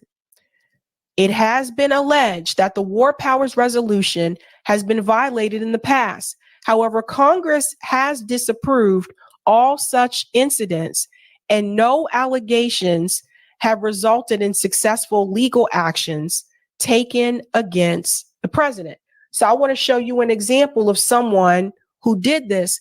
Even Twitter, I was actually surprised by this, but even Twitter is actually, let me zoom out. Even Twitter is actually correcting this because so many people are saying it. So let's bring up, I saw this from Cori Bush. I know she was one of them that tweeted it. And I think it was this one. She was one of them. Here it is. See? So I want to show you guys because their community notes is correcting this. POTUS can't launch airstrikes in Yemen without congressional approval. This is illegal and violates Article 1 of the Constitution. The people do not want more of our taxpayer dollars going to endless war and killing of civilians. Stop the bombing and do better by us. So right here, it says Congress has acknowledged the inherent executive power of the president to take military action in response to acts of terrorism in both the War Powers Resolution and the Joint Resolution passed by Congress September 14th, 2001.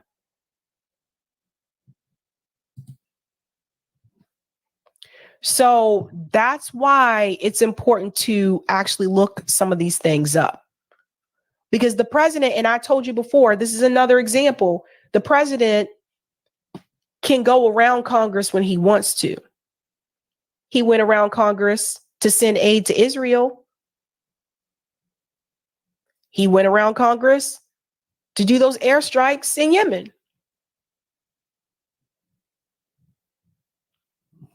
So just keep that in mind. Thank you, Unemployed Scholar. Yemen is confident it will win against the U.S.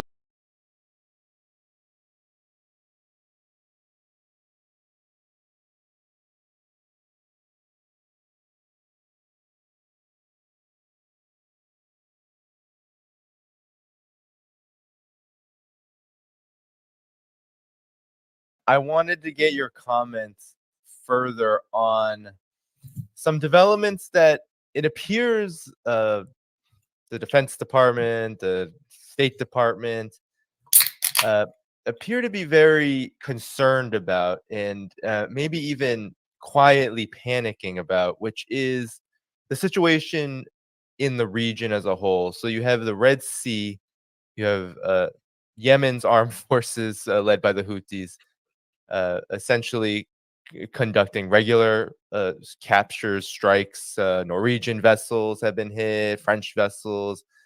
There have been many targets thus far, and some vessels have actually been captured. And then you also have a situation, I'll pull up the report, in Iraq.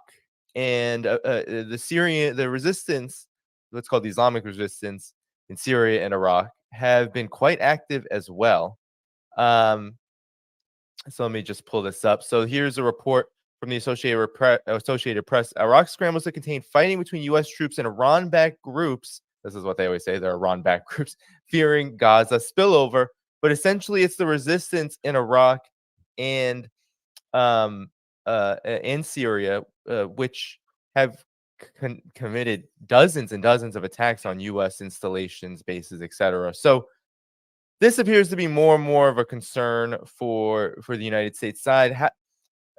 What is your, I guess, assessment of this particular aspect of the conflict, the regional situation in particular, how Yemen, how these resistance forces in Iraq and in part Syria, and of course just broader regionally, how this has been playing out, and how does it affect the military situation in the conflict overall? Well, let's start with Yemen and the Houthi. First of all, let's just make it clear that while Iran, I apologize if I've mispronounced that. I'm American, so it is what it is. I don't mean any insult by it. But the Iranians have been, they create something called the axis of resistance. And, it stretches from Lebanon, where Hezbollah is, through Syria, into Iraq with the pro-Iranian militias, Iran, and then down into Yemen with the Houthi. And Iran, provides, and I guess Hamas is thrown into that now too. And Iran provides financial resources and in some cases direct military assistance. With Yemen, there's no doubt that Iran has been providing Yemen with the resources necessary to take on Saudi Arabia in a war by proxy, ballistic missiles, drone capabilities, etc. But the Houthi do what the Houthi want to do. It ain't like the Houthi say, oh, big brother Iran's got to tell us what to do. The Houthi woke up and said, screw it, baby, we're going to war. We're fighting in defense of the Palestinians. And Iran's going, no, don't. We're trying to manage this escalation here. We don't want you. But the Houthi are the wild boys of the Middle East, and they're just like, yeehaw, go. And they start firing missiles, they firing stuff. And now they've done something that really hurts, is because this, I guess it's a Strait of Al Babel or I can't pronounce it, but the little narrow thing on the, where the Red Sea comes into the Gulf of Aden, there's a narrow little passageway where all the ships have to go through, and they're in the range of everything the Yemenis have. And the Yemenis have said, as long as Israel's doing what they're doing in Gaza, no shipping will be allowed to go through if it's heading to Israel. And they're sink. I don't think they think they've sunk stuff, but they've hit stuff, put it on fire, they've captured stuff. And so now what's happening is that, ships are very expensive, and the owners don't like their ships to catch on fire or be captured. And so they're diverting all the way around Africa, coming in the other way to get to Israel. And that's very, very expensive. It's costing Israel tens of billions of dollars of denied economic activity. And so the Houthi are actually very sophisticated here. This is a very sophisticated weapon that they've dealt the Israelis. And the United States is going, damn it, now we got to respond here. But if we respond there, we got to take those forces and move them here. And remember, we've already said we don't have any money for this. All those aircraft carriers that we deployed to scare Hezbollah, it's basically eating up the Navy's operational budget, meaning money that was supposed to be set aside for training and other things is now being spent on these operations, which means there's no training taking place. There's other things that aren't happening. And now you want to expand naval operations into this area. Where's the money coming from? This is why the U.S. Navy is calling up the Australians and saying, hey, get some of your ships up here right now. We need you to take care of the security. And the Australians are going, no, we're not going to do that. This is a problem for the United States because we don't have the force structure to do everything at once. And so the Houthi have dealt a huge blow, not only to Israel, but to the United States. And the only way that we could rectify this is to go to war against them. But the Saudis have been using American-provided aircraft and American intelligence since 2014, and they haven't beat the Houthi yet. And then again, who's going to pay for this? Where's the money coming from? We're going to have another war in Yemen, a forever war. And none of these wars have gone well for us. And if we go to war against the Houthi, the whole region's going to blow up. The axis of resistance will just go haywire. These militias that are firing against American forces in Iraq and in Syria, believe it or not, are holding back. They could do a lot more. They're simply reminding the Americans that they're here and that there will be price to be paid so long as this conflict goes on, that nothing is free. And what has the United States done? We've responded very minimally. We've bombed a couple warehouses associated with the Iranian Revolutionary Guard Command, but we've bombed those warehouses before in I guess Abu Kamal across the river from Al-Qaim. We've been hitting that place, the same place over and over again. It's like the Iranians go, okay, rebuild the warehouse so America can bomb it next week, kind of thing. We're not doing real harm on the Iranians because we don't want to. If we do real harm on the Iranians, then they get involved. And now we're talking about an expansive conflict, and we only got 2,000 guys in that region. That ain't a lot of guys. And if the whole region blows up, those 2,000 guys can be swamped. They can be overrun. And now we have to divert all our air power into that area. Again, who's going to pay for it? We don't have a budget for this. And now we're doing that. And this war gets out of control, spins out of control. This is a nightmare scenario for the Biden administration. And if it blows up enough, because another area that everybody's worried about is what's going to happen with Hezbollah. Hezbollah has done a masterful job of escalation management. They have been, I mean, it's like the Israelis, you know, are sitting there in this boxing match with Hamas, and Hamas split the eye, and Israel's bleeding here, and Hezbollah is just sitting there once in a while going, "Let me rub some salt in that wound for you. Come on, get out of here." You know, you get salt in that wound. Stop it. You know, Hezbollah is just sitting there pissing them off because they're really, really putting, and it's hurting them. Remember how sophisticated I said the Houthi were? Understand that most of what Hezbollah is doing against Israel is economic in nature. Yes, they're taking down Israeli troops. They're destroying a lot of Israeli tanks, a lot of Israeli infrastructure.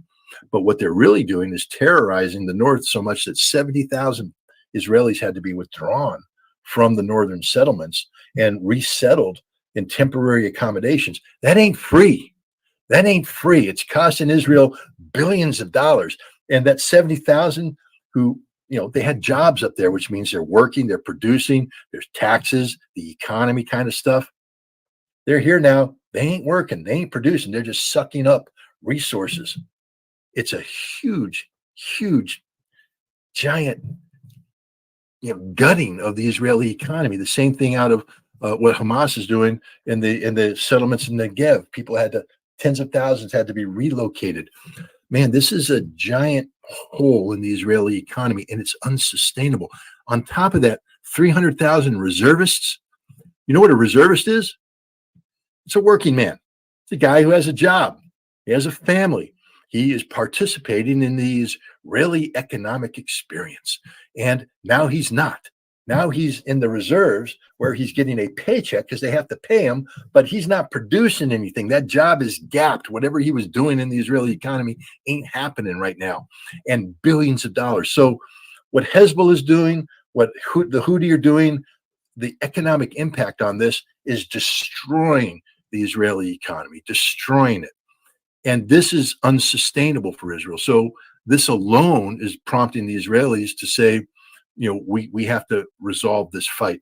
You got people like Gallant. I think he's the Minister of Defense right now. What a character, you know, with his genocidal talk. But he's talking about we're going to take it to them. Gallant knows, though, and so does the Israeli Defense Force, that if Israel were to open up a second front against Hezbollah, that Hezbollah will take Galilee, that northern Israel will fall. Because Hezbollah's got 80,000 guys. Many of them, most of them perhaps, are combat hardened. That means they've been fighting in that, you know, the Syrian conflict. These guys know war. They're very well trained, very well equipped, very well motivated, and they have a plan. If you think the Hamas plan that was executed on October 7th was innovative, you haven't seen anything yet. Hezbollah has a plan to take northern Israel, and they will take northern Israel, and there's nothing Israel can do to stop it, which is a nightmare. So nobody wants escalation. So in a way, because we can't afford to escalate, the United States can't afford to escalate, Israel can't afford to escalate, you make it even, you give the people who are putting the pressure on you even more latitude because they know you don't want to escalate. So they're going to push the envelope even more and create more and more pressure. And that's what's happening right now.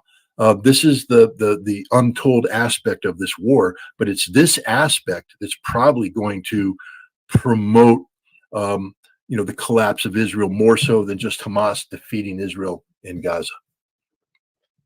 Yeah, and maybe lastly on this, do you feel like the confluence of these various aspects of Israel's brutal onslaught and what it's produced, both in its troubles with fighting Hamas on its own terrain, and the fact that that there is an axis of resistance that has been managing a conflict escalator that is prepared to move up.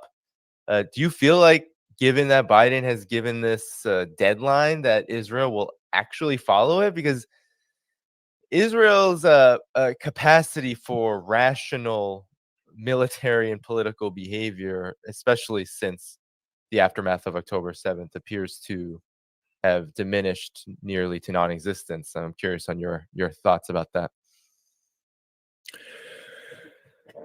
I mean, it's a tough political question here in America because of the control that the Israeli lobby has over everything. Congress, the presidency, the media, the spin. So it's an uphill struggle to get America to, change its policy regarding Israel. In the past, it was Israel can do no wrong. We support Israel no matter what. But we're now paying a price for that. And so I do believe you're going to see pressure being put on Israel. I think Netanyahu is finished. I think he's going to go. I think Biden is going to make it clear that continued American support of Israel is contingent upon a change in the Netanyahu government. We pretend that it doesn't mean Netanyahu is going to go, but if you dissolve this right-wing coalition, then Netanyahu can't continue as prime minister because it's consensus-driven. He has to get a ruling coalition. He won't be able to. Somebody else will step in and take over, and that's what we want. But here's the danger of all this, Danny. Here's the problem. And we got to be honest about this, because right now we're being lulled into a false sense of complacency. Hamas is kicking ass. There's no doubt about it. Hamas will not be defeated. But who likes Hamas? Does Egypt like Hamas? Nope. Does Jordan like Hamas? No. Does Syria like Hamas? Not really. They were just at war with them a couple of years ago. They tolerate Hamas. Turkey? Yeah, Turkey likes Hamas, but not that much. Not enough to go to war for them. And the further we get away, you realize that Hamas is very unpopular. And if we just erase the term Hamas and insert the term Palestinian, let's be honest, nobody cares about the Palestinians. There's a whole bunch of demonstrations taking place right now, but these are cause-effect demonstrations, meaning that if it weren't for the slaughter of the Gazans, these demonstrations wouldn't be happening. These people aren't going to go into the streets and demonstrate on behalf of a two-state solution or a one-state solution or a free Palestine. They're demonstrating because the bombing's happening. So what happens when the bombs stop falling, when the genocide stops? Are these people going to continue to be out there putting the pressure on the United States? Is the United States going to continue to feel isolated, or is it going to go back to what it was, where people say, wait a minute, so they've stopped, we don't have to turn on TV and look at dead Palestinian babies anymore? Oh, thank God.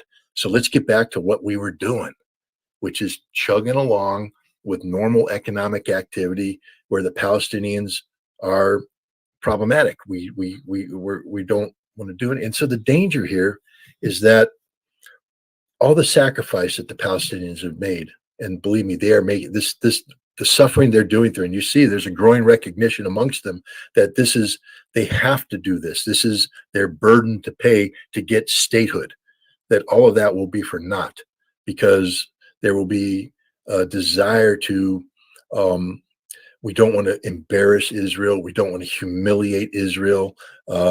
We're going to look for a compromise solution where we have a moderate Israeli government who will return to giving lip service to, reviving Oslo, but never really being serious about reviving Oslo.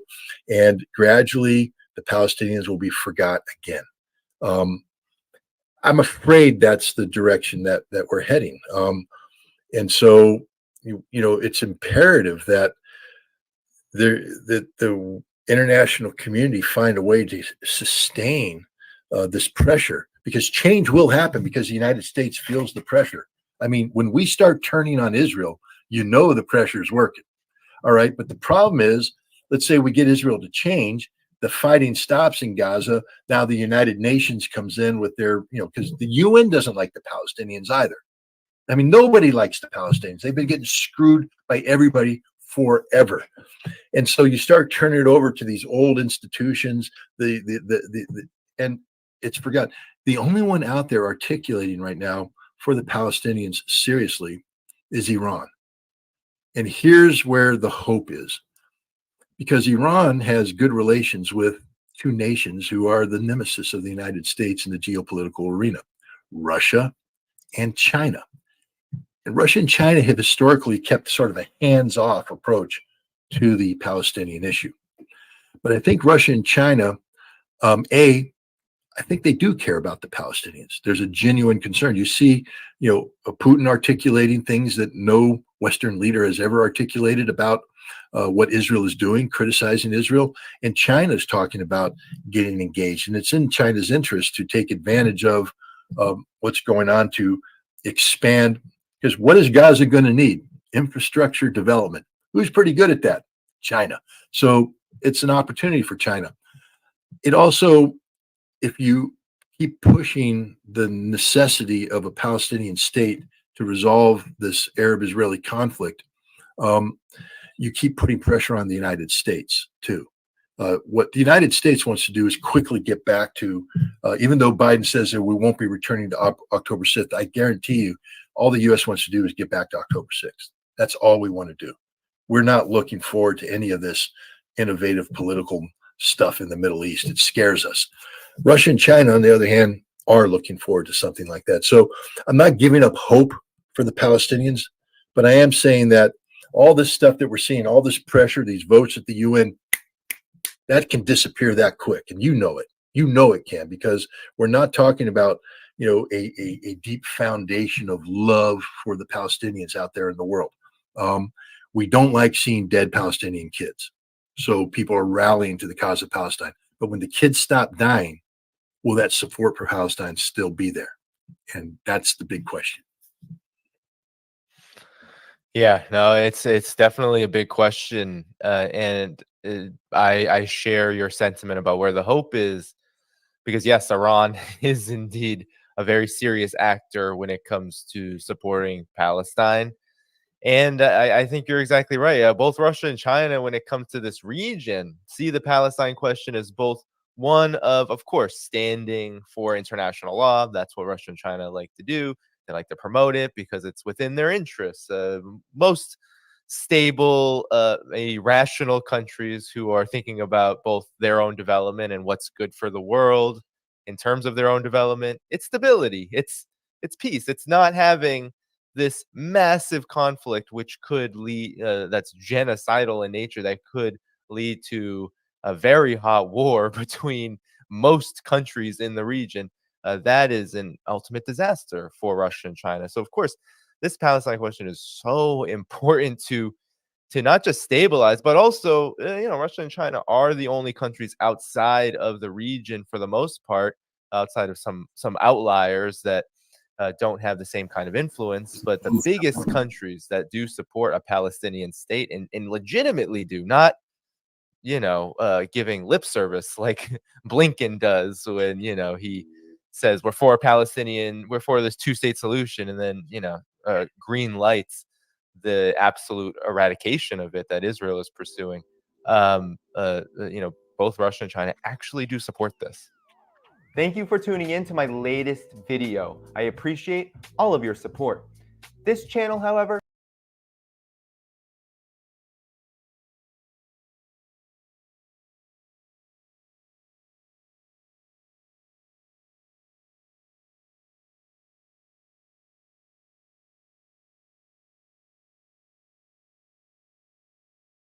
Thank you, South Africa. Thank you, South Africa. From Palestine, thank you, South Africa. From Palestine, thank you, South Africa. Today, progressive people around the world stand in solidarity with the people of Palestine. And I'm very pleased that here, Comrade Mandandlov, in this stadium, we see placards and banners that deal with freeing Palestine, making sure that there's a ceasefire and ending the occupation. We condemn in the strongest terms the appalling slaughter and genocide of the people of Palestine that is being perpetrated in Gaza and the West Bank. The ANC has always stood side by side with the people of Palestine in their struggle for self-determination, because like we before 1994, they stood with us. Many people around the world stood with us, and the people of Palestine faced the brutal enemy as well as we did. Nelson Mandela famously declared that our own freedom as South Africans is incomplete without the freedom of Palestinians. And comrades, that remains true even today. It is for that reason that South Africa took the unprecedented step to go and lodge a case at the International Court of Justice, to go and say that Israel is committing genocide in Gaza and on the West Bank, and to urge the International Court to stop, to take a judgment that will stop that genocide. We have a responsibility, like other countries felt they had a responsibility to end apartheid. We also have a responsibility to end the genocide that is taking place. And comrades, it has been a real moment of great pride to see our legal team arguing South Africa's case at the International Court of Justice, and led by a son of this province, Comrade Ronald Lamola, from this very province. He is the one who led our case, and we say to Mpumalanga, thank you for producing a young man like Ronald, who has gone to lead us at the International Court. So, comrades, we say our support for the Palestinians will continue. We also, comrades, we reiterate our support for other people around the world, and we solidly support the peoples of Cuba in their own struggle as they continue to suffer under the blockade that has been imposed on their country. We also support the struggles of the people of Western Sahara. So, comrades, there have been various global crises where South Africa has been participating, and we participated with our sister African countries in seeking to bring about peace in the Ukraine and Russia conflict. And we will continue to play an active role in Africa's renewal and development. We are a trusted partner in conflict resolution, and we will continue to do so. And working together with other national liberation movements and progressive parties on the continent, we will continue making a contribution to make sure that there is development on our continent. Today we echo the words of Nelson Mandela, the founding president of our democracy, who boldly pronounced during his inauguration and said, "Let freedom reign. The sun shall never set on so glorious a human achievement."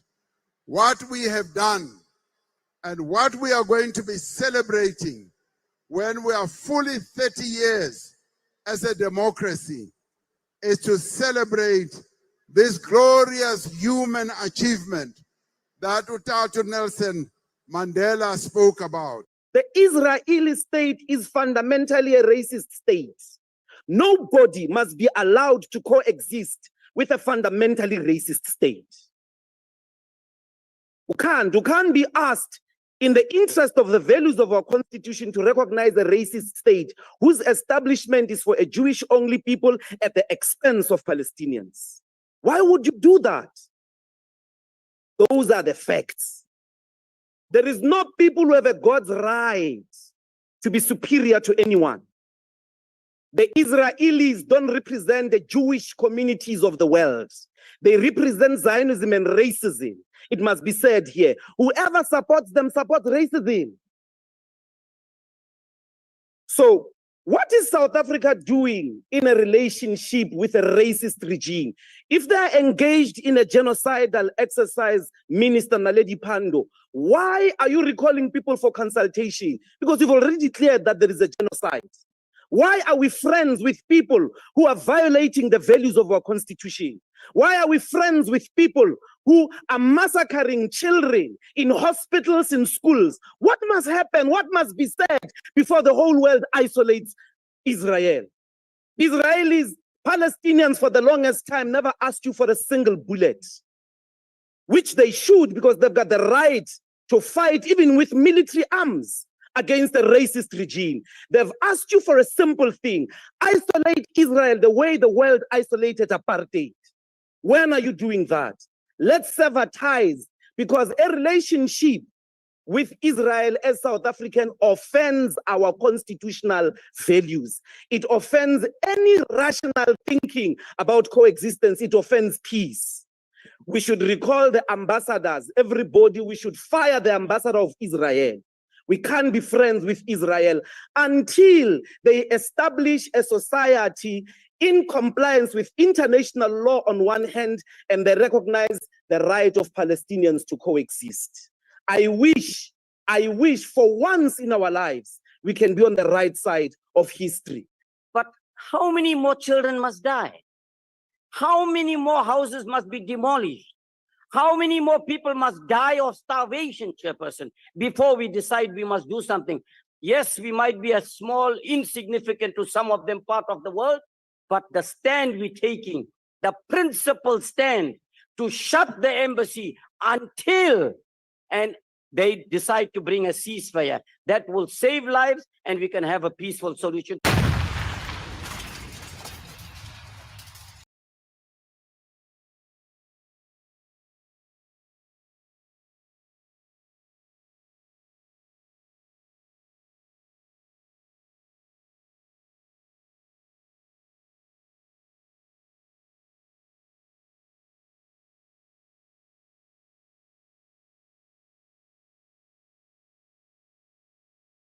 We hear a lot about how the US should stand up and support Ukraine because it's democracy versus autocracy. Inconvenient, though, for the Biden administration and the media is that Ukraine, not that long ago, was openly acknowledged as one of the most corrupt countries on earth, and that its democratic foundations were, shall we say, less than sound. This doesn't mean that they deserve to get invaded, but it does mean it's not the Disney story that they want to tell you when justifying shipping them hundreds of billions of dollars in weapons. Now, Ukraine, since the war began, has undertaken many undemocratic actions. They've banned opposition parties, they've canceled elections, they've declared martial law, they've kidnapped people to put them into the draft, so much more. All of those are important, but to a certain extent, none are as bad as what we're about to discuss. For us, the detention of an American citizen who has now died in their custody after maltreatment. This is a complicated story because the figure behind it is complicated himself. Gonzalo Lira was a Chilean-American citizen. He was living in Kharkiv, Ukraine when the war broke out. He previously had an established presence online, but quickly became critical of the Ukrainian government, as was his right to do so. His status as a U.S. citizen complicated things for Ukraine, who long before would have thrown him in jail if they could have. Eventually, after years now of speaking against Ukraine, they cracked down in May of 2023 and decided to arrest Lira, who posted a public message before his detention. The indictment of Lira inside Ukraine explicitly states in English that he was being prosecuted prosecuted, quote, for production, distribution of materials containing justification, recognition as legitimate, denial of the armed aggression of the Russian Federation against Ukraine. Read his indictment, it becomes clear. Lira in no way materially helped the Russian invasion. All he did was say that it was justified on social media. You could think about whatever you want about what he said. What I care about is his US passport, because it says United States of America. Then who does this Kiev regime think that they are, detaining and throwing in jail a US citizen after they've been bankrolled by our government? Lira had one final message that he actually was able to post from a border checkpoint before his final arrest. Take a listen to what he said and how grim it was. Because I had an opinion that went against the narrative. And that's why I went to prison. And that's why, if I'm arrested again, I will die in prison.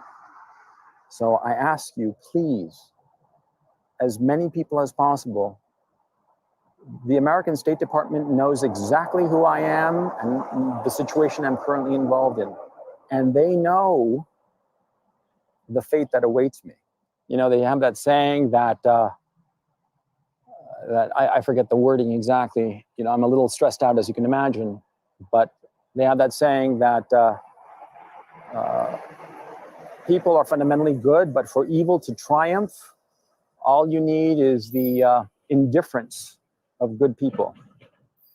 Please don't be indifferent to my fate. I ask you this very humbly.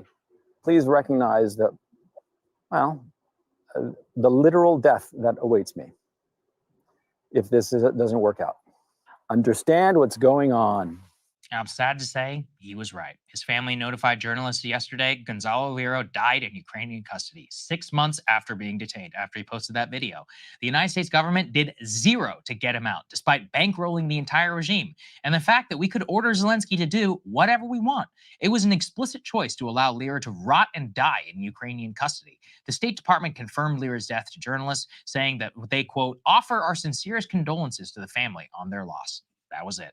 That's all he got, despite his supposed right for his government to do anything in their power to fight tooth and nail for any citizen wrongly put in captivity in a foreign prison. Lira, with his work, was committing acts of journalism. Let's contrast the silence on the case, for example, to the Russian detention of Wall Street Journal reporter Evan Gersovich. The State Department, the White House, they have rightly protested Evan's unjust detention and frequently raised this in bilateral relations with Putin. Again, Evan is wrongly detained. I do want him out as soon as possible. And in his case, we are at least certain the White House is actually doing everything in their power to get him out. But in the case of Lira, they let him rot. They did not issue one statement of protest. In my research, I could not even find an instance of the Biden White House saying his name. The reason is simple. He committed wrongthink. He thought the Russian invasion was justified. Okay, so what? His thoughts on a foreign conflict that doesn't affect us is enough for the government to condemn him to death in Ukraine? Consider the insanity of that. Consider also the silence of the media. Even when they cover his death, it's like this. Newsweek. Who is Gonzalo Lira, pro-Putin American expat, dies in Ukrainian jail? Or Yahoo, pro-Russian blogger Gonzalo Lira allegedly dies in Ukrainian detention center. Allegedly, the State Department confirmed it. In both cases, you see his crime, pro-Putin. Again, I reiterate, who cares? So what? Being pro a dictator of another country is your right in this country. Sure, he was on Ukrainian soil, but do we really doubt for a single second that the outcome would not be different if there was, say, a pro-Ukrainian blogger detained in Moscow? We don't have to doubt because we see the disparate treatment of a Wall Street Journal reporter versus Lira. Lira's death in Ukrainian custody is a genuine scandal, and more so, it is a scandal to erode the power of the U.S. passport. I've been to some sketchy countries in my day, the types of places where you got to bribe cops to be left alone. Belying the individual circumstance, I never actually worried that much because I just figured, hey, U.S. citizen, what are they really going to do? Now, I'm not so sure. If you say the wrong thing, the government will let another government kill you. That is the reality of being American today if you think the wrong thoughts.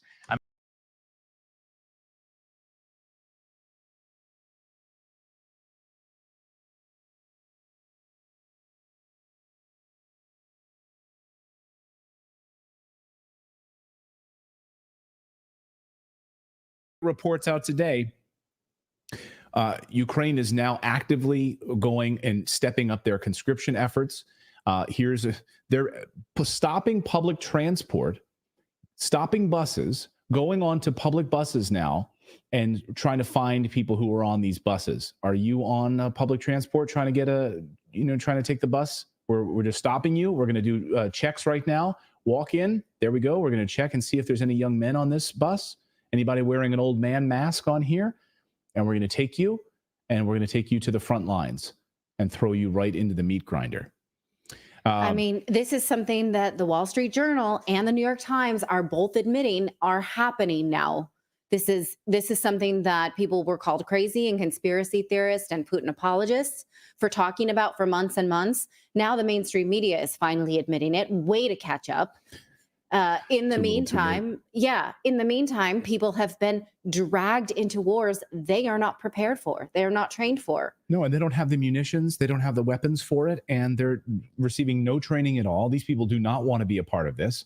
And meanwhile, you're getting Ukrainian oligarchs, we learned today, are buying multi-million-dollar mansions in other countries, multi-million-dollar mansions in Germany, as reported today.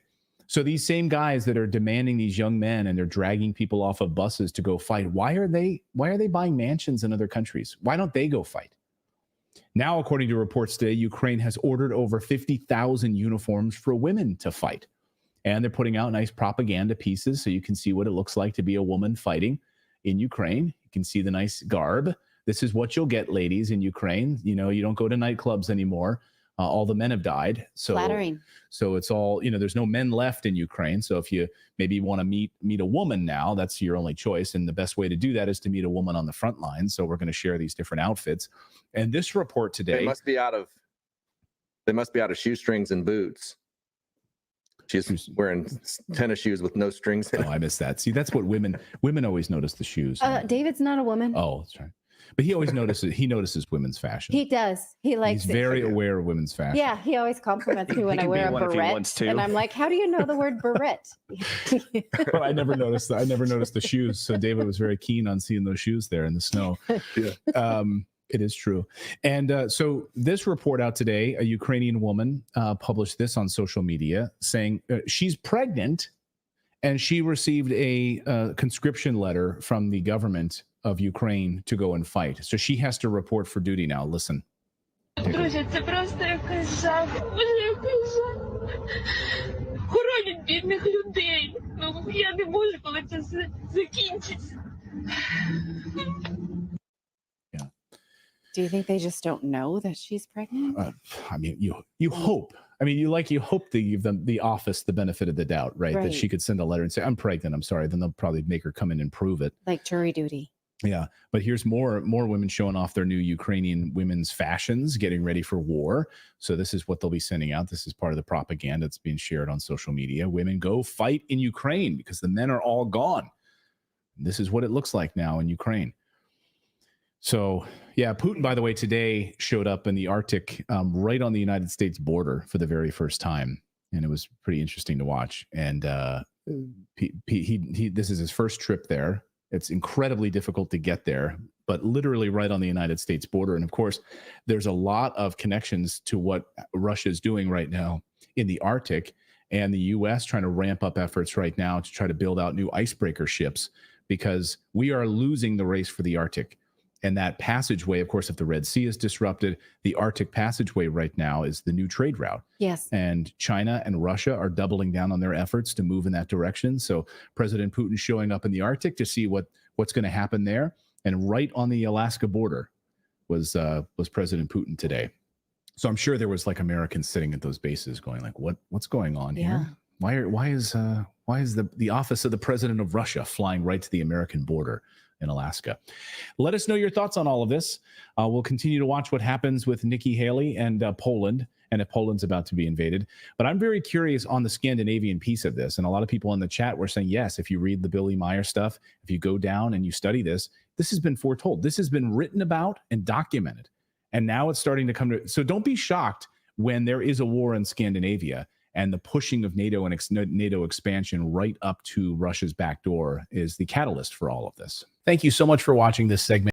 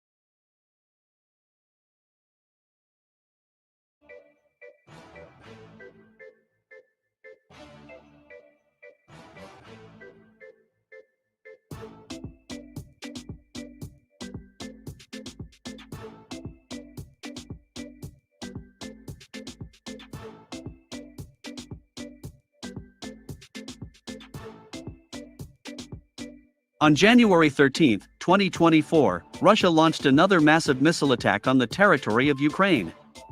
According to preliminary data, 6 MiG-31K fighter interceptors, 11 Tu-95MS strategic bombers, 7 Tu-22M3 bombers, 9 Su-35 fighter jets, and 8 Su-34 fighter bombers took part in this missile attack.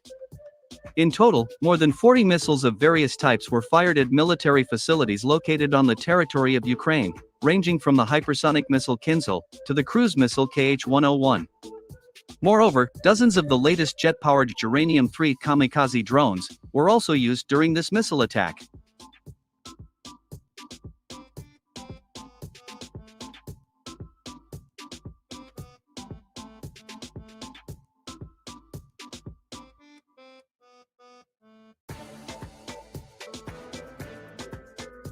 In this regard, on the evening of January 13, the Ministry of Defense of the Russian Federation held a meeting on the results of this missile attack and the general situation at the front. During this meeting, the Russian military department officially announced that all set military targets had been successfully destroyed.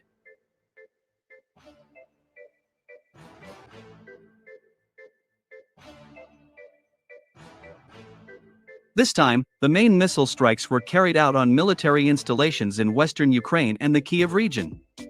A series of powerful explosions were reported in the city of Rivne, in the northwest of Ukraine. Later, it became known that in the north of this city, an automotive tractor plant was destroyed, which produced 155, 152, and 125 mm shells for the self-propelled gun, Bogdan.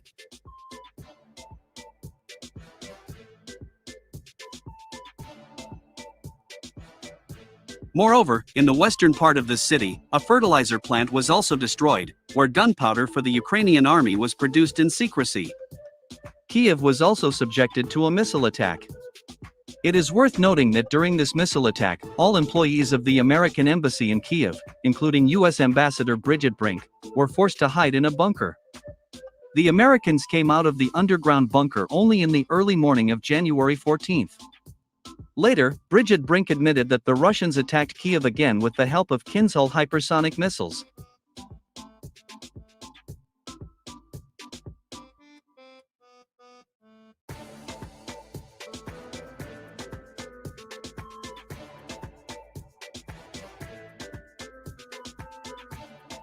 However, the strange behavior of the U.S. ambassador and employees of the American embassy in Kiev raised a lot of questions. Why were the Americans suddenly afraid that one of the Russian missiles could destroy the building of the U.S. embassy? Why did the White House urgently order Bridget Brink and other embassy staff to immediately hide in an underground bunker? The fact is that Russian military intelligence has managed to identify numerous NATO underground warehouses in the vicinity of Kiev. It was these NATO warehouses that were destroyed on January 13, with the help of Kinzhal hypersonic missiles.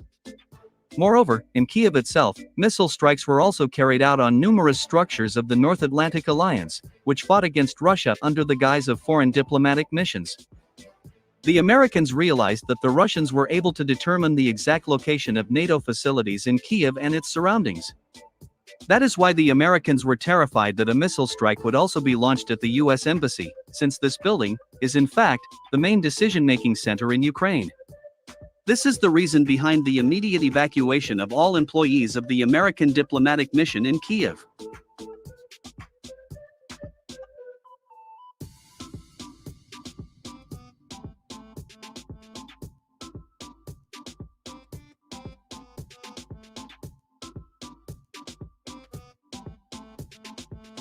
Meanwhile, a well-known military expert, writer, and leading British analyst on the Russian military, Keir Giles, admired the professional actions of Russian military intelligence. According to him, it was the professional actions of Russian military intelligence that allowed Russian missiles to inflict devastating damage to Ukraine's military infrastructure in recent days. The expert is sure that the Russians are well aware of all the internal processes between NATO and the Ukrainian General Staff. Moscow knows perfectly well how many missiles and air defense systems are at the disposal of the armed forces of Ukraine, and with enviable regularity reveals the exact location of NATO facilities on the territory of such a huge country.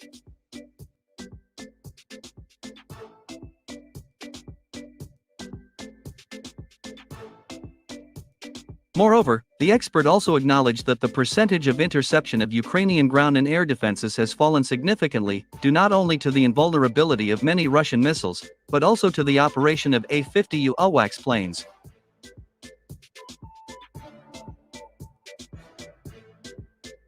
The fact that Russia will continue to launch massive missile strikes on Ukraine is beyond anyone's doubt. Moscow will not rest until all military factories and facilities in Ukraine disappear, including the remaining Western weapons systems.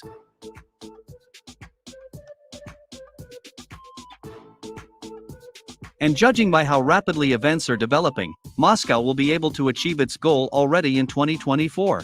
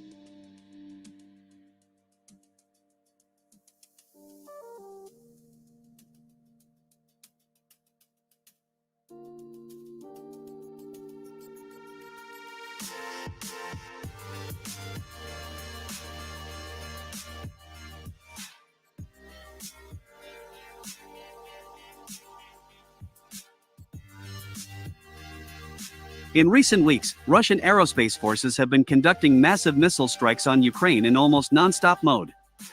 These missile attacks occur with a break of 2-3 days.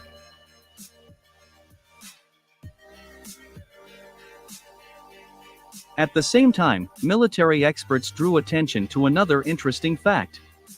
Russia has practically stopped using caliber cruise missiles, preferring ballistic missiles of special power, as well as large cruise missiles flying towards the target along a ballistic trajectory. In particular, these are large cruise missiles, such as KH-101, KH-55, KH-22, and KH-555.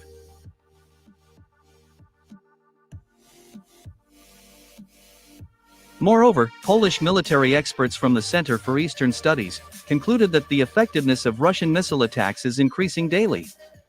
Meanwhile, for the first time, the command of the air forces of Ukraine was forced to admit that Ukraine is no longer able to resist Russian missile attacks effectively, and the remaining air defense systems protect only strategic facilities in Kiev.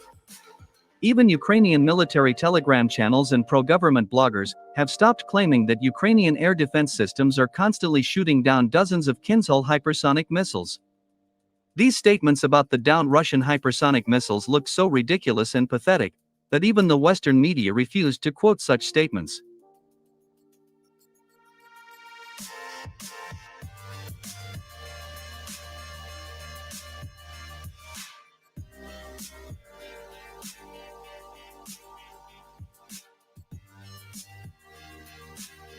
Meanwhile, American experts from the Institute for the Study of War made a rather frank statement. For the first time, they admitted that the arsenal of Russian cruise and ballistic missiles is so large that Moscow can afford to regularly launch massive missile strikes against Ukraine. Moreover, American experts also stated that Russia produces more than 100 Geranium kamikaze drones of various modifications every month, ranging from Geranium-2 kamikaze drones to the latest jet-powered Geranium-3 kamikaze drones. According to them, Russia has fully adapted to Western sanctions, and Russian factories have learned to produce analogs of all Western electronic chips. All this has allowed Russia not only to maintain, but also significantly increase the production of its missiles and drones.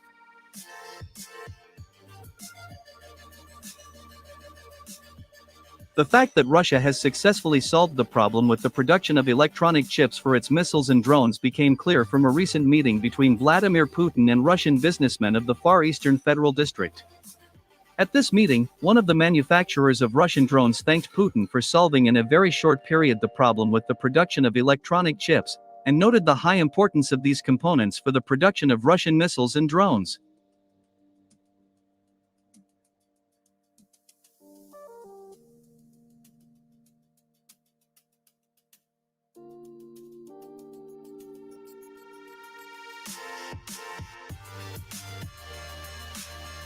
Meanwhile, production of the latest jet-powered uranium-3 kamikaze drones is gaining momentum in Russia. For the first time, the effectiveness of these drones was demonstrated on January 8, 2024, during another massive missile attack on Ukraine. It is reported that about 50 such drones were launched that day, and that all of them successfully hit their targets. Moreover, one of these drones even destroyed the Ukrainian anti-aircraft missile system Strela-10, near Kharkiv.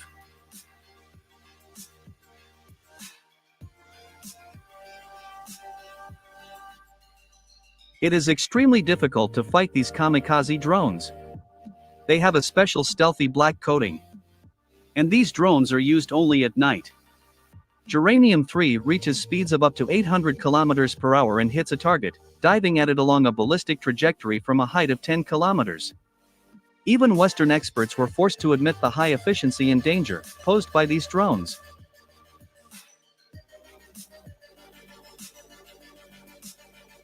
According to them, only powerful electronic warfare systems can somehow stop these drones. However, the high performance of these drones indicates that Russian engineers have equipped them not only with powerful jet engines but also with powerful complexes to counter Western and Ukrainian electronic warfare systems.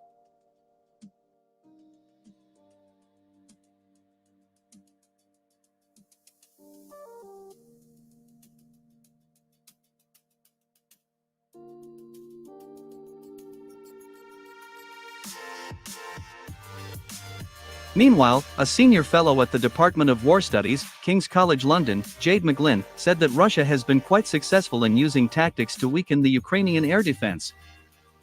According to her, the Russians, with the help of their massive attacks on Ukraine, have significantly depleted the supply of missiles for the remaining Western air defense systems.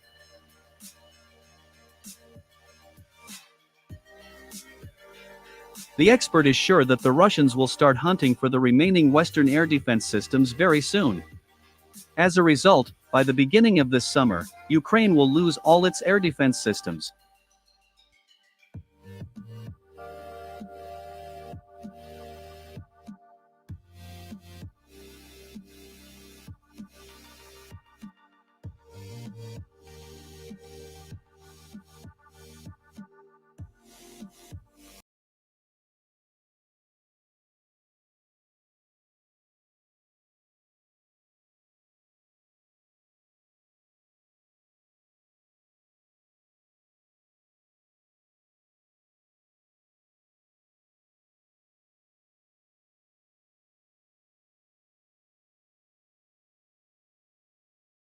Access to the river in Eagle Pass.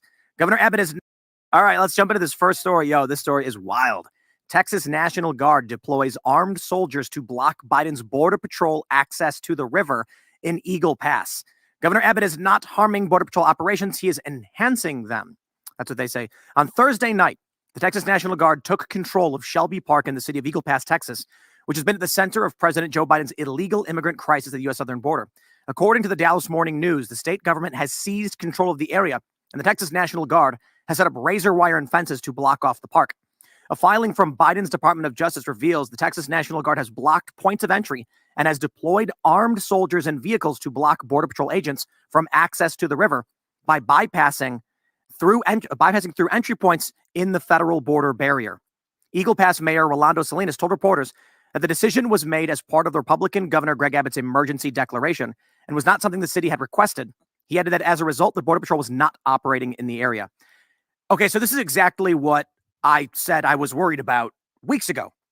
When we're looking at the Biden administration, CBP facilitating illegal immigration into this country, when you have videos of it's the construction equipment lifting up the razor wire that was placed there by the state to protect the state, you've got the federal government facilitating crimes and unconstitutional, it's unconstitutional for them not to defend the states from invasion, but they're actually facilitating the illegal immigration outright. And then when Greg Abbott says this is illegal, the DOJ sues them. My fear was exactly this, and what comes next terrifies me.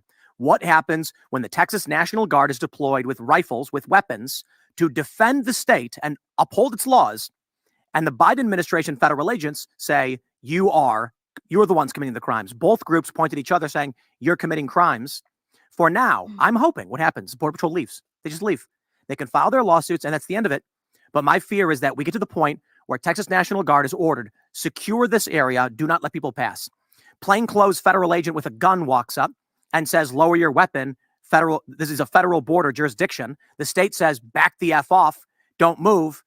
And things escalate from there. I think because it's a situation where everyone on both sides are trying to preserve life. You've got the federal government saying these poor immigrants, we need to preserve their lives, whereas the Texas government saying we need to preserve the lives of our citizens. That the law enforcement's not going to turn on. They both want to like de-escalate and make this as peaceful. I got to stop you right there, and we'll do a fact check. The Biden administration, I believe, although it is an opinion statement, I'll respect that. I will. But I do think it is fair to say the Biden administration is not trying to save lives. Yeah. People coming on this journey die. Young women are horribly raped in huge numbers, and crossing the river is dangerous. They die. Children are getting trafficked and raped. They're finding 5-year-old girls with 10 samples of semen inside of them. I mean, it's terrible. That's not really a pro-life position to take. And they're dying in the desert. Yeah. So if the Biden administration actually said we're going to protect these people, he would go to the Mexican government saying we're securing our borders, we're locking it down, and you need to stop these people before they cross into this dangerous territory. That's the argument I would make personally. I don't think that they're helping by letting them or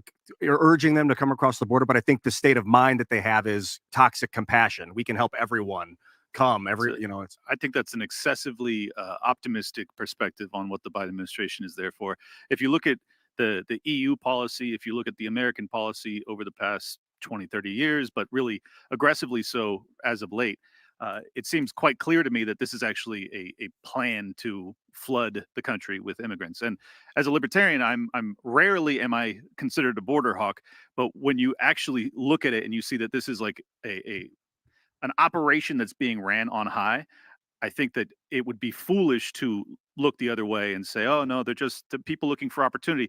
If it were the case, as it was historically, that if you were an immigrant that got across the border and the only thing offered to you was perhaps a low-level job and you had to grind your way to the top, that's a totally different incentive structure than what we face today, where these people are offered clothes and food and housing and everything that they could possibly need, and sex changes and healthcare. And healthcare. I mean, the list goes on and on.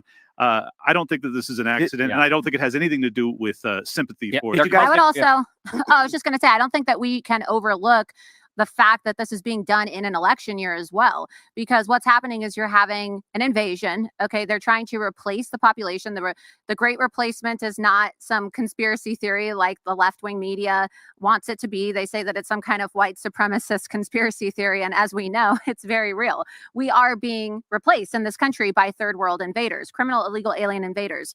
And unfortunately, what's happening is when these illegals are coming to places like Texas, you have governors like Governor Abbott who are then putting them on buses. And I had, one of my followers on X sent me a video that they filmed of a bus of these illegals with Texas plates getting dropped off at a train station just outside of Chicago. Why does that matter? Well, people may think, oh, it's all fun and games, ha ha ha, give these Democrats a taste of their own medicine by shipping them to sanctuary cities. But these are cities where they give illegals driver's licenses. And so these people are going to have IDs, and what's going to stop them? Not that we really have voter ID in this country anyway, but what's going to stop these people from voting in our election? But that's not the issue. I'm not concerned in the immediate with the idea that an illegal immigrant votes. The issue is simply by being here, it gives Democrats more congressional seats and more electoral votes. So but that has to do with the elections. But so it's that's my point, is that they're doing it on purpose. And we saw the Democrat from New York, I don't know her name, who said that she's in favor of this because it's going to, create more of these districts. There's that school in, I think it was in New York, where they said all the students have to stay home and do remote learning because they're bringing the illegal immigrants into that school. Someone posted the political map of the area and found that this area of the city or this area of New York voted Republican and the surrounding area is Democrat. So sure enough, the area targeted where they're shipping in a bunch of these migrants is a red area. But what happens with illegal immigrants in the immediate? It is true that when these people come in, and then I'm willing to bet that Joe Biden rubber stamps some kind of amnesty executive order unconstitutionally, and then makes everyone fight about it in the Supreme Court for years. But when he does that, you may actually then see a quick turnaround illegal immigrants voting. You will definitely see their children voting. They're very likely to vote Democrat because they want the benefits to themselves and their families. But in the immediate, when they count population in the census, they will say, oh, look, 10 million people live here now. That's going to be, I mean, what are we looking at? 12 congressional seats and 12 electoral votes for this state? But these people aren't even citizens, but they're getting federal representation. And that's what we are. We're not a democracy. It doesn't matter if the single individual votes. If you have 10 Democrats living in an area and they put 750,000 illegal immigrants in it, those 10 American citizens now get one Democrat to represent them in Congress. And that's why it's so important that we get President Trump back in office, because President Trump has said that he's in favor of banning birthright citizenship. And in fact, every single GOP candidate so far, including Vivek Ramaswamy, has said that they're in favor of banning birthright citizenship, which is what happens, of course, when these anchor babies are born. And there's only one candidate that won't agree to it. And it's Nikki Haley, because she would then be disqualified from running for office because she herself is an anchor baby. I don't know if you knew that, Tim, but Nikki Haley's parents were not citizens. They were both immigrants who had only been in this country for less than 3 years at the time of her birth, which means that she technically is not a natural born citizen, which is a requirement to run for president. And so that's why we need to elect a president, President Donald Trump. Every single candidate who wants to be president going forward, whether it be 2024, 2028 or onward, needs to commit to banning birthright citizenship. We cannot be giving favors out to anchor babies. I think there's an interesting way to look at it is, I think the argument Donald Trump has, as well as Vivek Ramaswamy, is that the founding fathers did not intend for this idea of birthright citizenship, this idea that simply because you were born here, you are now entitled to the full benefits of the public coffers and the national defense, et cetera, et cetera. The 14th Amendment was trying to rectify the issue of slavery, basically saying these people here, they're citizens. And it turned into something that almost no other country on the planet does. I think there's like one or two. You can come here illegally, have a kid, and that kid's a citizen. No one in the world does that. So reasonably, I don't think the issue is that we're banning it. I think we got to reframe it, enforcing the existing standards of the Constitution as to what it means to be a citizen. Yeah. If we, this is the game that Democrats are really good at playing, is reframing the narrative that we are the ones who want to take action, when in fact they already took the action in the first place in their interpretation of how you get to be a citizen. It'd be cool if you could become a citizen by the time you turn 18 as a kid, just by taking tests and things throughout your course of life, because you could easily educate someone from another country, from parents that were illegal, to be better citizens, better knowledgeable, equipped people than some people that just lounge around and drink Mountain Dew all the time. Yes, I think it's important to address that, right? You've got leftists who were born in this country, let's say they're 5th or 6th generation American, and they hate this country and want to see it burnt to the ground. And then you have people desperately trying to come to this country because they believe in the American dream. The only problem, if you're going to commit a crime to enter this country, I don't think you're the kind of person that really does believe in this country. Breaking the law to come here is the kind of, it's, if someone comes and knocks on your door and says, I'd like to apply to be a roommate in this building, I think it's a really great house and I can pay my rent. You say, okay, I believe you. If someone breaks into your house, you're like, I don't trust this person actually cares about what's going on here. I think we're past the time, though, of the discussion about whether it's legal or illegal.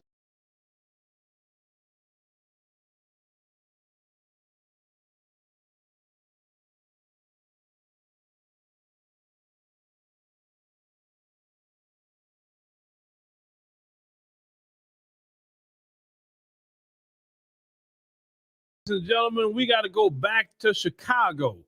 There was a video that came out of Chicago. There was at a city council meeting. You have our Black American brothers and sisters fighting about their resources in Chicago because the Democrats, the authoritarian Democrats, have started to and been continued to give all the resources that belong to our community and other communities as well in Chicago to the migrants. And remember, I said eventually these people are going to start getting arrogant and these people are going to start saying things to Black Americans. I warned y'all this was going to happen. This is what happens when you give these people free stuff, right? I want you to check out this video because I wasn't going to lie about anything. Go ahead, watch it. No more money for you. You work it. No more money for you. Bye-bye. Go back, cross. No more money for you. No more money for you. It's lazy. You lazy.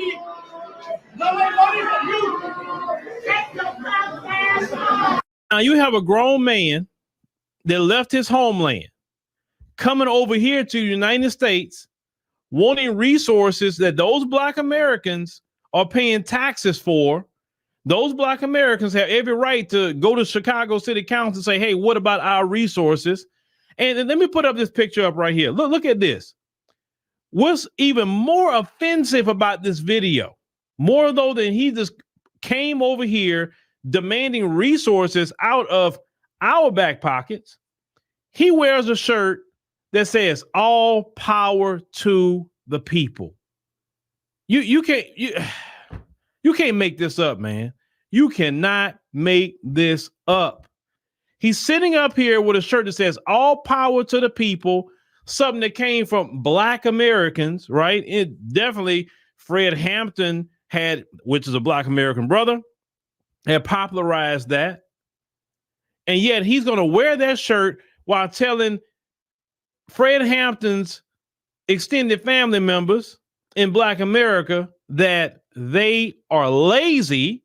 Now, and also no more money for you. I just can't believe this video, but I can believe this video. I can believe this video because this is what Joe Biden and the Democrats created. These people have been getting so much free stuff that now they're getting upset with Black Americans fighting for what's theirs and not wanting resources being taken away from Black American people. They feel that your resources, Black America, is theirs. And how dare you go to the city council and say, hey, what's going on, man? Come on now. You giving all my resources over here. And this guy had the nerve to go into city council with all power of the people shirt on and say, no money for you. Hey, Black folks who support Democrats, come here a little bit. Let me talk to you. Come on in here. Let's have this conversation. So now that you're here, so this is what we're supposed to be going to vote for in 2024. Now you got migrants telling Black American people no money for you and that you're lazy. You're lazy. The people that built the country, lazy. He wouldn't have the opportunity to come his behind over here. It wouldn't be for Black Americans. Those people are lazy. Hey, Democrat supporters, those you get so angry with me in the chat that come over here claiming you got your degrees and all of that. Could you explain to the rest of the class why we should go vote for the Democrats in 2024? I mean, I would like to know, what should I go vote for them for? You always say I'm wrong. You always say that. Okay, I'm wrong for showing a video that clearly happened in Chicago. So I'm wrong for telling my people that you want to go vote Democrat and get more of this? What is the alternative to this?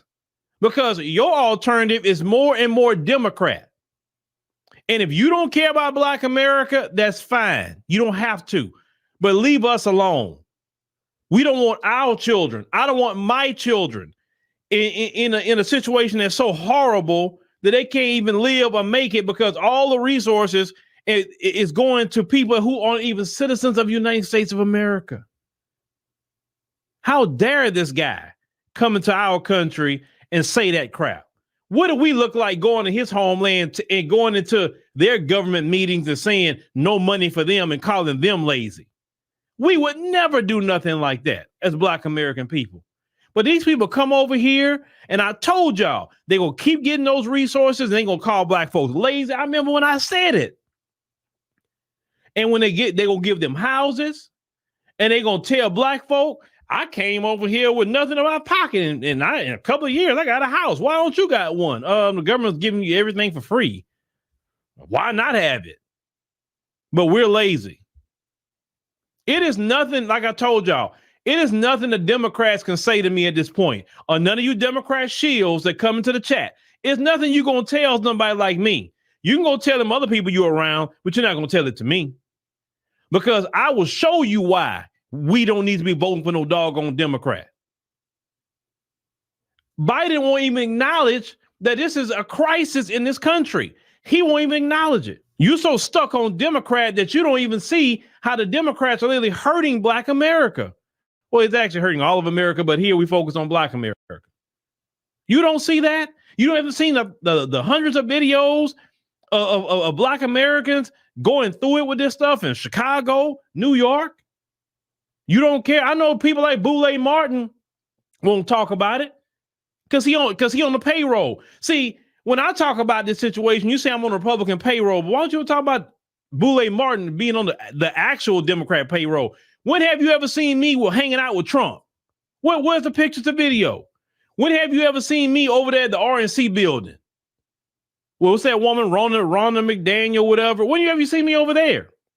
But Boule Martin taking pictures with Kamala at the White House, he always, why don't y'all tell him he getting paid? He is getting paid. That's why he won't talk about the migrant crisis. Like when y'all start seeing me hanging out with Trump and all them other ones, then you can maybe talk about some pay conversation. Just because you're around somebody don't mean you're getting paid. But people like Boule Martin, we know he getting paid. It's not a secret. He's always fishing for some dollars. But that guy won't mention nothing. And once again, I'm so proud of y'all. Y'all on his bumper. I just, it pops up in the algorithm. He recently made a video about Fox, Fox News Corporation. Fox Corporation owns Tubi and all Black people. Oh, they doing it. Listen, he talking about everything else but that doggone migrant crisis. And let me torpedo what he just talked about recently.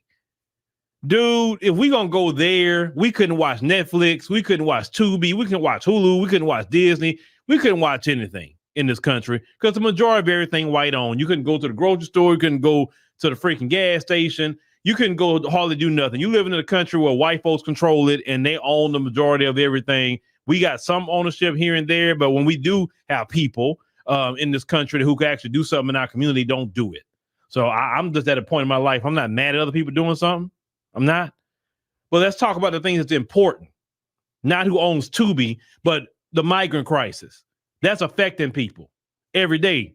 Tubi ain't affecting nobody. If you want to watch a ratchet show on Tubi, go ahead and watch it. That's your business. I don't even care what Black folks watch. I'm talking about what's actually happening to Black people. It's taking resources away from the Black community. And then now you got these hostile migrants that came in here. And now look at what you got going on. A Black American going at a migrant when white supremacy is the one that caused the whole thing. We're talking about white supremacy on the left. What caused the whole thing? And now we're not paying attention to that white supremacists on the left. We're not paying attention to them because now you're battling a hostile migrant. That was the reason to bring them here, to bring a hostile group of people to go at Black America and create this buffer in between them and us. You understand? This is what you're seeing. But we supposed to go back in 2024 and vote for them. That's the people. So listen, and if you go vote for these people, this is the only thing I'm gonna say. What's wrong with you? What's wrong with y'all? You're crazy. That's exactly what you are. You are crazy at this point if you're gonna go and vote Democrat after all this evidence out here. You don't have to go vote for no Republican. Cool, don't do it. You can vote for the couch. That's who you can vote for, and that's fine with me. Just don't sit up here and reward those people. Reward the couch before you reward them. Because he wants us to go vote Republican. No. If you don't want to, don't. Vote for the couch, vote third party. Hell, write your name in. If you want to, go ahead. I think I see another comment the other day. Why don't he just come out and tell us he's a Republican? If I was a Republican, what would you do about it? What are you going to do to stop me if I wanted to vote for Republicans? Not a freaking thing. You're not going to do anything about it. So what is this? He just need to come out and say it. Nothing I choose to do, you're going to stop it. Trust me on that. But for the people in the back, once again, I ain't a Democrat. Hell no. I'm not a Republican. I'm independent. And I choose based on policy. And right now, with that fella in Chicago and other people like him, and you saw that female, she was laughing at him when he was saying that. So his female was backing him up. The only one that has a policy out of Trump and Biden to get people like him out the paint and get these hostile people out is Trump. He's the only one that I can see that say, oh, and has a proven record of getting them out. Because other people can say, yeah, I'm going to do it, but Trump actually has a record of doing it. Ain't no way I'm going to give any vote to a Democrat because their whole party supports that stuff. That whole apparatus in Chicago is all Democrat. Brandon Johnson, the city council. Now, there's a few of them that stood up and say, hey, we need to pump the brakes on this. But they're outnumbered with other Democrats, right? That don't care about the community. And once again, y'all in Chicago, this is what's going on. The Democrats have sold y'all out. All your aldermen have sold you out for the most part. Brandon Johnson has sold you out. He's worried more about migrants. And you know, I was thinking about that. I remember I told you about that young sister I met in Chicago that was homeless back in October. I hate I didn't ask my wife, could you get her if she had a phone on? Could you get her? Because I was just thinking about that young sister because I was looking at the weather in Chicago and they said the weather was supposed to get down to -11. Brandon Johnson, you better not have a single person on the street with -11 degrees coming to Chicago. You better not have a single person on them streets, man. Not a one. No American citizens on the streets. Because nobody can survive that. I don't care what tent you in. You can't survive that. All this free money going on, but when black folks talk about reparations, you talking about a study. Oh, well, you know, reparations, we need to talk about it and we need to look into it. Man, anybody talking about a reparations commission, that's a bunch of BS. That's a bunch of BS. Anybody come up here, reparations should be for all black people. That's an op. I don't care who says it, they an op. Because they know good and well reparations can't be paid by race. It can only be paid by lineage. That's why we thoroughly reject anybody talking about it should be for all black people. No, it should be for black Americans. Black Americans who have a descendants of slaves. Or some people say foundation of black Americans, however you want to say it. But for black Americans, all these other people that came here, they came here by choice. So when you come here, you got to deal with what you deal with because you chose to come here. And also you can choose to leave. But black Americans need reparations. All this free money that's being thrown around by the Democrats. That Brandon Johnson went found almost $90-some million from COVID money. Where'd that come from, Brandon Johnson? Where'd it come from?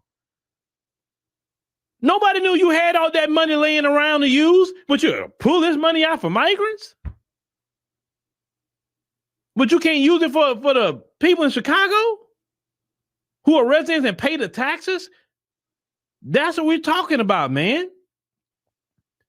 So now you got hostile migrants showing up to y'all city hall, because it's the residents at your city halls, not for Brandon Johnson and the aldermen, it's for you. Your tax dollars pay for that. They're telling you you are not getting any money. And you're lazy. Let's talk. Let's just imprint that. You're lazy. You're lazy.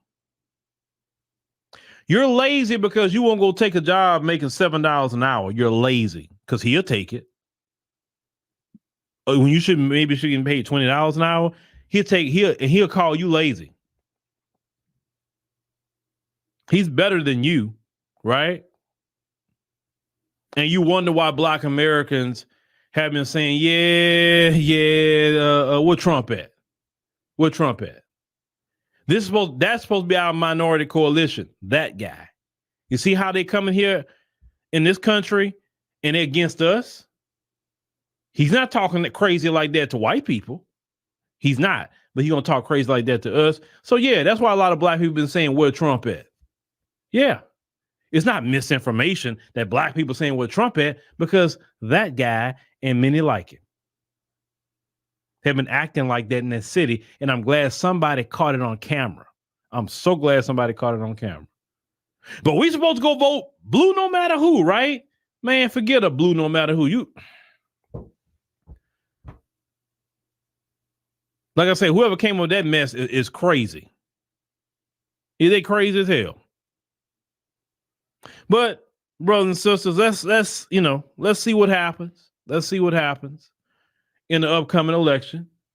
What I want to see out of y'all is, like I say, the shields they have started. Like January 1, I saw the shields are really coming in full force. Even in my chat, the shields have been coming. Well, we had predicted this. We knew the shields was going to really go hardcore from now all the way up to the election. So don't be surprised the shields start attacking me in videos or X, or I don't care. Like I said, I'm built for it. I told y'all, I have an ability to home in on you shields that most people don't.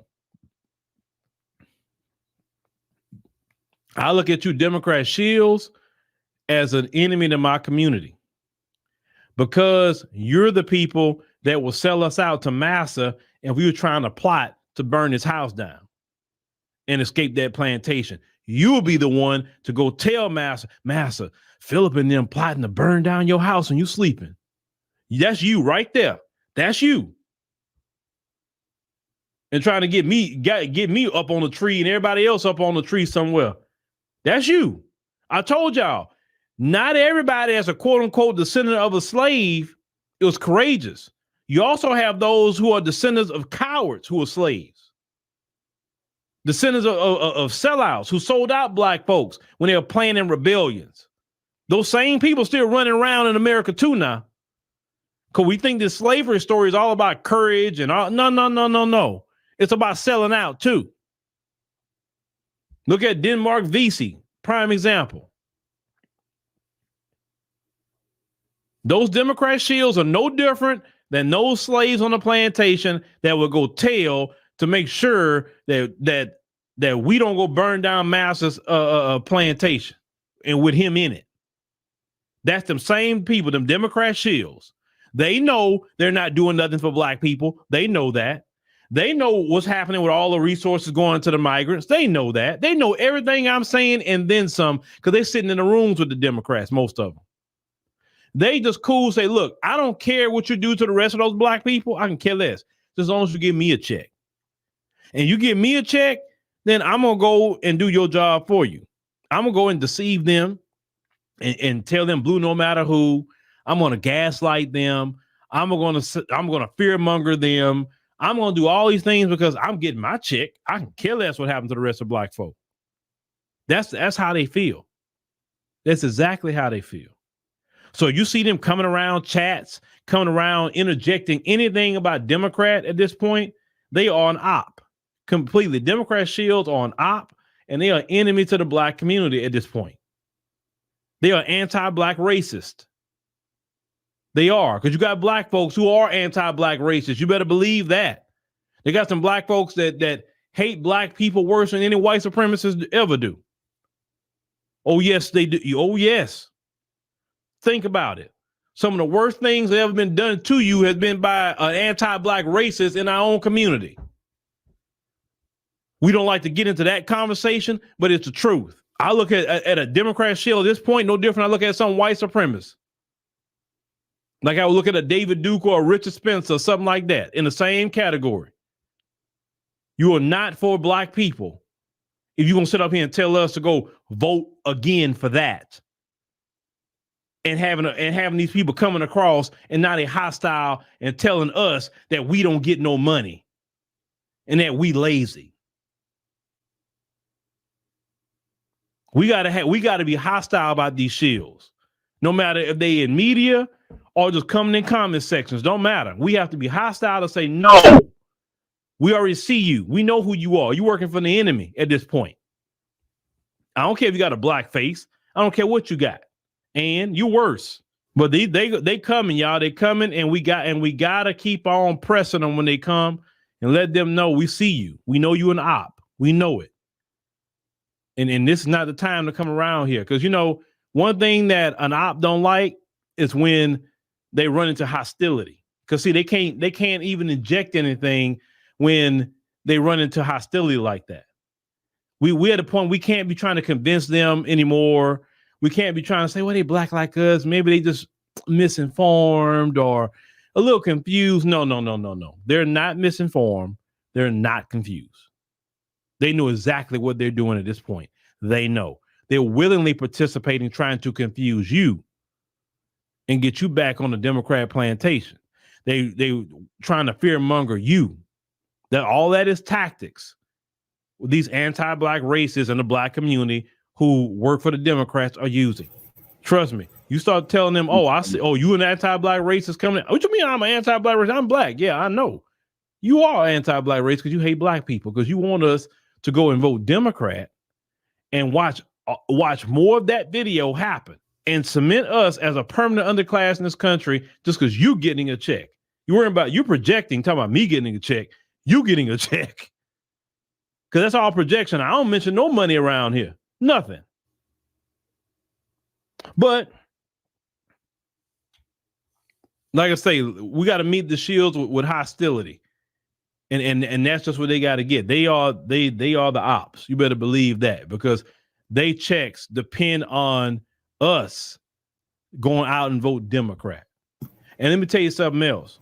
Even on election night, if you see, well, black folks voted Democrat again, 80%, they're only counting the black people that showed up. They can't count the black people that sat on the couch. You got to wait later to see how many registered voters actually voted versus in an election, and actually how many registered voters sat it out. Like in Louisiana, the majority of people sat it out. Even though they can say black folks voted 80%. Yeah, the ones that voted, yeah, but the majority sat it out. And that was the story, the couch. So don't ever let them numbers fool you at all. We are making a dent in this stronghold called Democrat on our people. No more of them just giving resources to the third world. No, you give resources to Black America.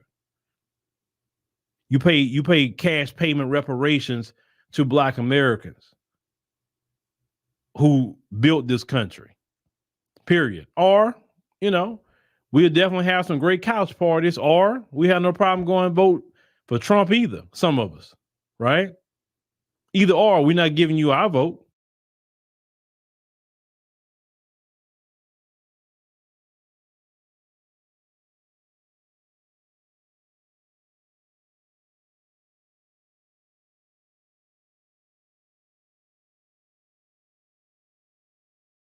Telling Americans that this is also your war. Well, this is your war, America. That's not me saying this. That's Israeli Prime Minister Benjamin Netanyahu telling Americans that this is also your war. Remember that when you go to sleep tonight. Saturday, Israeli Prime Minister Netanyahu said he told his secretary, our secretary, well, it might as well be his Secretary of State, Anthony Blinken. I mean, I know it's a Freudian slip, but let's be honest. I mean, come on, who's really calling the shots here? It really is, of course, him.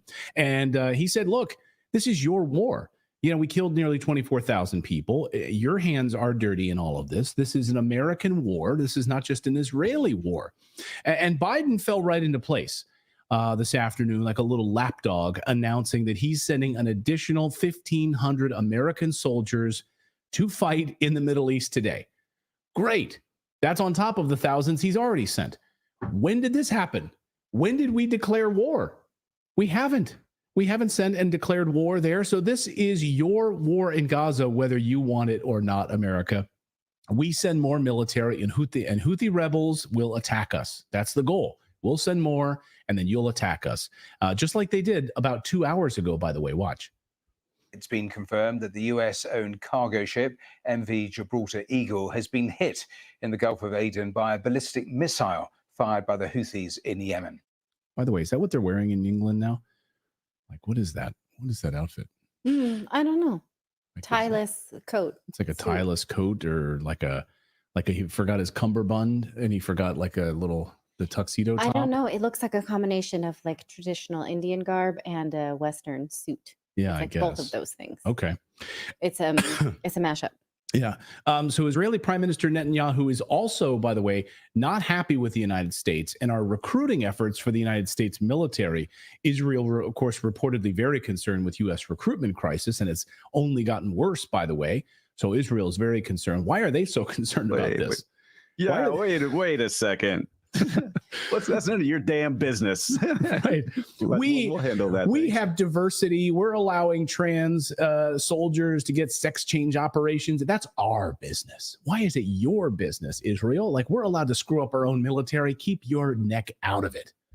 But of course, it's important to them because the United States is actively funneling military resources, money, weapons, and soldiers. So they're very concerned with our recruitment. It's unbelievable, actually. But it's not when you follow the money, of course. So our recruitment numbers are down. But can we put that back up on the screen? Look at the date of this article. They were concerned about it October 9th, 2 days after the October 7th attacks. Israel already knew, America, you're going to have to start doing some push-ups because you're going to have to get over here pretty soon. 2 days. Yeah. 2 days later, they had the balls to say, oh, you're in it with us. And that's the start of it, because you can see other news pieces in December and even later talking about U.S. and the Israeli concerns about U.S. recruitment. So that was the start of it, like 2 days afterwards. Yeah. You guys better step it up. You guys better step it up. You got to go to the gym because we got a war to fight, you and me, whether you want to or not. So the prime minister of Israel is lecturing the United States on how to do its business, on how to send more U.S. weapons and more U.S. money to the Middle East. How do you feel? I'm just going to ask all of you watching right now. How do you feel about that? How do you feel about that as an American? And even if you're not an American, maybe you're Canadian, maybe you're, maybe you're English, right? Maybe you're under Rishi Sunak's umbrella. How do you feel about that? Like another country lecturing us about their war. I'd be curious your thoughts on that. More on that part of the story in a second, though. But first, it used to be that Americans could choose to go to war or not. The entire country would rally behind a cause. Sure, there were false flags that were used to get you there, of course. We didn't have social media at the time to expose these false flags or shows like Redacted. We hope we try to expose false flags. That's one of our big missions here, so that people don't fall for it. But we didn't have it back then. We didn't have social media. So we then became outraged, and then we declare war. We're outraged. And most of the time, it was in America's actual interest to get involved in these wars. I'm not saying they're right, but at the very least, if we're going to go to war, it was in America's interest. In 1898, Spain had nothing to do with blowing up the USS Maine, the U.S. Navy ship. But we didn't care. America was outraged. We went to war with Spain. It was our choice. Again, this was a false flag. Spain had nothing to do with the destruction of the Maine. Didn't matter, of course. Remember the Maine, all of the newspapers said. The newspapers told us that Spain was responsible. We believed them. Americans wanted war, and it worked. May I just point out that it rhymes with I stand with Ukraine, which Remember is the Maine? another war propaganda slogan. Yeah. So we're not very creative, are we? No, but it's very simple, and it's 3 words, and it rolls off the tongue. But it worked. U.S. victory in the war in going after Spain was incredibly beneficial to America's interests. Again, yeah, war is awful, right? But at least it was in America's interests. And we got a peace treaty with Spain. Spain then got out of the Western Hemisphere, forced them to give up claims on Cuba. They turned over Guam. They turned over Puerto Rico. They turned over the Philippines. Holy smokes, we got a lot of money and new resources, not to mention slaves. So it was in America's interest economically, right? Again, I'm not saying that's a good thing. I'm just saying that it was in America's interest. That's a big score for us, more land, more resources for the United States. Pearl Harbor, a few days before Pearl Harbor, FDR knew all about the impending attack from Japan. Instead of moving ships out of harm's way, we did nothing. On purpose, America was attacked. We needed that event to get America rallied to join World War II, and it worked.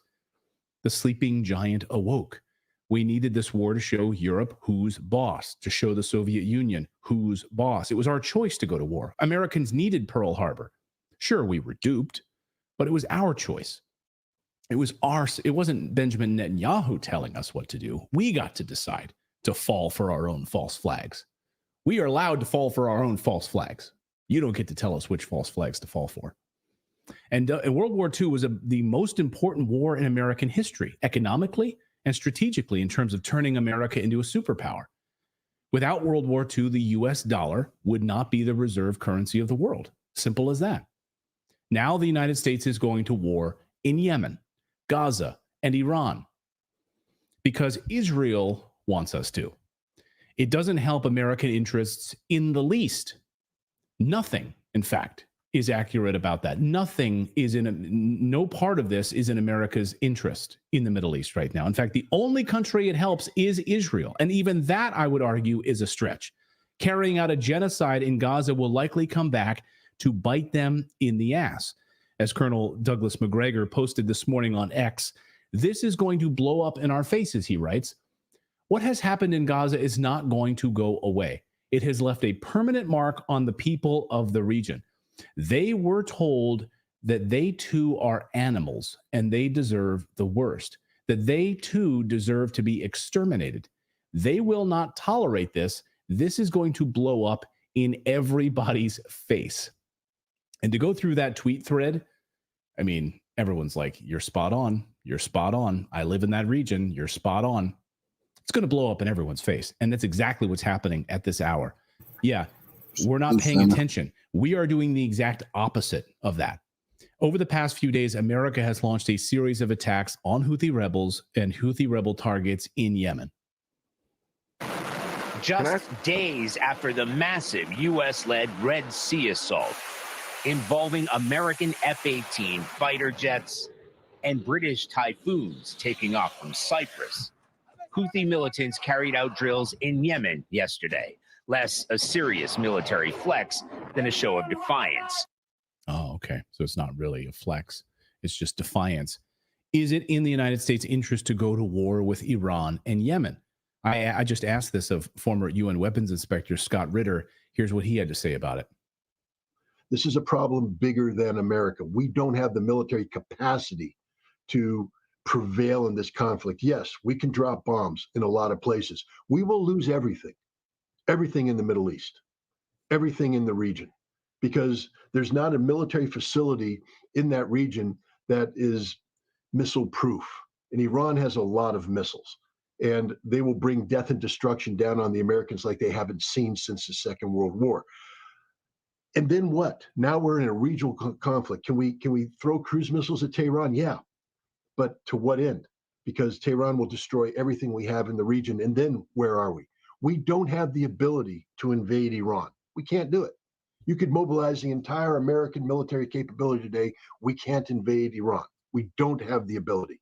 So to what end are we getting in this war?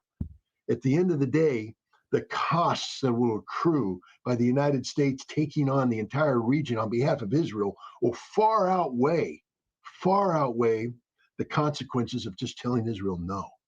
But we can't tell Israel no because Israel owns us. Yeah, they do own us. Let us know what you think about that in the comments. Go ahead, David. I was going to say, it's the literal definition of insanity. Like, when have we ever gotten involved in anything over there that hasn't blown up in our face? When have we ever been successful? We haven't. We haven't.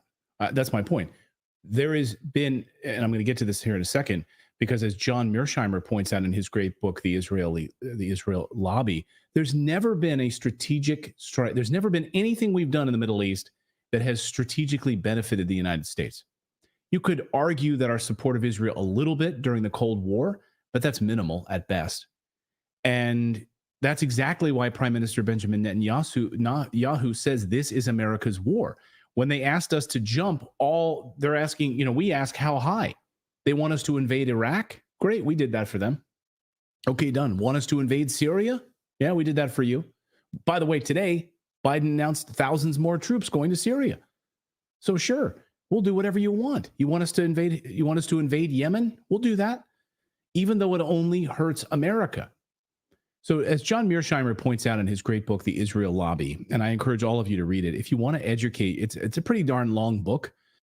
If you want to educate yourself, though, on how deeply Congress is controlled by Israel, you might want to take a few chapters here in bite-sized chunks if you want, but it's incredibly eye-opening. Mearsheimer says this about our support of Israel and the destruction of Gaza is the single biggest driver of terrorism against the United States. As he writes, an even clearer demonstration of the connection between U.S. support for Israel and the anti-American terrorism is the case of Ramzi Youssef, who masterminded the first attack on the World Trade Center in 1993 and is now serving a life sentence in the U.S. prison. Not only did Youssef mail letters to several New York newspapers taking credit for the attack and demanding that the U.S. terminate aid to Israel, he also told agents who flew him back to the United States following his arrest in Pakistan that in 1995, he felt guilty about causing U.S. deaths. But as Steve Cole recounts in his prize-winning book, Ghost Wars, Youssef's remorse was overridden by the strength of his desire to stop the killing of Arabs by Israeli troops, and by his belief that bombing American targets was the only way to cause change. Can you imagine? Like, it's the only way. It's the only way I'm going to wake people up. That's it. I have to bomb American targets. It was the same thing that the Orlando nightclub shooter felt. Exactly. Yeah, exact same. So when we most of the time, the terrorist attacks are on our own shores, are motivated by our own killing of civilians. Yeah. So and we sit here and wonder why Russia doesn't want us on their borders. Yeah. So here's what he goes on to say this in his book, a 2004 report by the Pentagon's Defense Science Board. This is by the Pentagon. The Pentagon's Defense Science Board concluded that, quote, Muslims do not hate our freedom, but rather they hate our policies. And the 9/11 Commission acknowledged that it is simply a fact that American policy regarding the Israeli-Palestinian conflict and American policy in Iraq are dominant staples of popular commentary across the Arab and Muslim world. What kind of policies do they hate? Well, they hate our support of genocide, that's for one thing, and carrying out bombing attacks in Gaza. Over the past 24 hours, we've now learned that the United States is not sitting on the sidelines carrying out genocide in Gaza. No. They're actively involved. The Biden administration is actively involved with the Air Force team to target, for Israel to target targets in Gaza using the Air Force. So about that genocide being carried out in Gaza, that will come back to haunt the United States. Mark my words.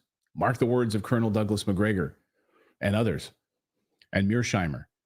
But don't worry about any of this, because Biden mouthpiece John Kirby yesterday said they're pushing Israel to go into what he calls now a low-intensity bombing phase. Low intensity. Watch. Does the U.S. need to press Israel harder to move into the low-intensity conflict they say they intend to move towards? I can tell you, and Secretary Blinken just came from the region, that we have been talking to them intensely about a transition to low-intensity operations. We believe it's the right time for that transition, and we're talking to them about doing that. Now, they have done some precursory steps to try to kind of get to that point. They're pulling some troops out. They're relying a little less on airstrikes, but we believe that, look, any military campaign, you go through phases. Yeah. And the next logical phase here, as they have put pressure on Hamas leadership, is to get to lower intensity operations, more targeted, more precise raids, less airstrikes.